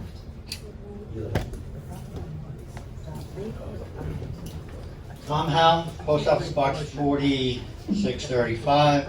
Because of the comments from Michelle Gilbert and the solicitor, I'd like a little bit extra time. It's my opinion that what was quoted perhaps is in the law, but I don't think it trumps other laws that you have to go by. It doesn't trump the federal or state constitution. Don't know if it trumps the Second-Class Township Act. You complied with Section 501. All of you had to, and that oath stated that you had to perform your duties with fidelity. I don't believe you should hide behind that little section to prevent transparency. I'm not talking about verbatim, I'm talking about what David Hughes said. The DAs, it's important information that you're not disseminating. I got 20 years here and I know the sections that have been left out. Michelle Kircher, you should remember the illegal meeting at the library where there was too many people and there was more than 100 people for the RCC at that time. Mr. Speech thinks you won't get 250. Well, you're gonna get a lot of people if you make sure that you tell everybody. Actually, I said 250. Yeah, well, give or take some. The resolution for the hiring of John Granger, I can't find in here where it says that Mr. Granger can take off Fridays. Reliable source claims that Mr. Granger was missing quite a few Fridays. I think the taxpayer has paid a lot of money for Mr. Granger, and I think he has abused the situation. Thank you. Thank you, Mr. Howe. Supervisor reports. Let me sign it? Just name and address, we will record it. I'll go take a minute. 1 minute? Probably. Depends on the lawyer's point of view. Carl Schoenberg, 207 Lisa Lane. You just mentioned you had an executive session before the meeting started. Is that legal to mention it halfway through the meeting? The act requires it be announced at the first public meeting immediately following the executive session. It does not require it be stated at the very beginning of that first public meeting. So yes, it was appropriate. I don't think it was. Now, you're saying per capita tax, that's a private matter, right? That is Dave, governed by the Local Tax Enabling Act. is per capita tax private or public? We went through this. And what did you find out? It was public. Well, I'm not a lawyer. No, she's telling you, well, I'll let it go to the replace. But the per capita tax is covered by the, Local Tax Enabling Act. But it's also public information. Some information is public, but when generic statements are made about individuals, I wanted to ensure that the board members didn't say anything which would identify the person, because that is confidential under the law. You want me to identify? No. And Charlie Diamond does not look for people that don't pay taxes. That's the school board and the township's responsibility. He only collects the taxes that are presented to him. So you can't really blame Charlie for something that's not his job. I've spoken to him about this before. But, just don't pick on him either. I'll pick on her then, because I know she's wrong. thank you, Carl. Thanks. Supervisor report. I'm good. I'm good. We had a good meeting. Time to go. Very good, Mr. Staub. Just a couple things. Thank you for all the folks in the township that have given me a tour of the facilities. I appreciate that. For those out in the public that have reached out to me, both good, bad, and indifferent, thank you very much. I appreciate that as well. And then the last thing is just again to trying to, as far as liaison with the school district, we have a group of STEM students, engineers, that are working with the folks over at the Women Country Club. So they have a special water filtration system, and we're working on a project. So we're kind of in the beginning of it. They have a STEM competition later on in February. So just again, too, we're just going to try to have more of a relationship with the school district. Same customers. That's it. Thank you. I have nothing. Mr. Gautier. Just want to thank everyone for coming out tonight.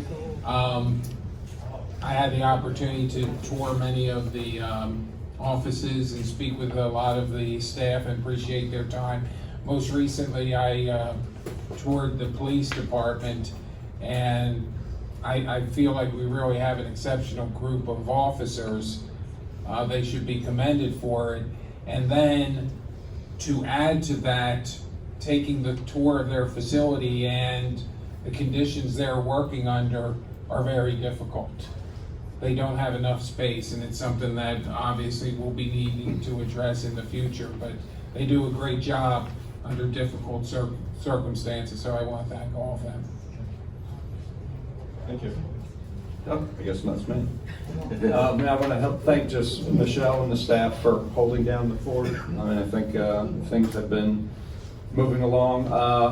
one other, and certainly Laurie for trying to capture our discussion tonight, so thank you. We'll work on the minutes, and I think you'll see some changes.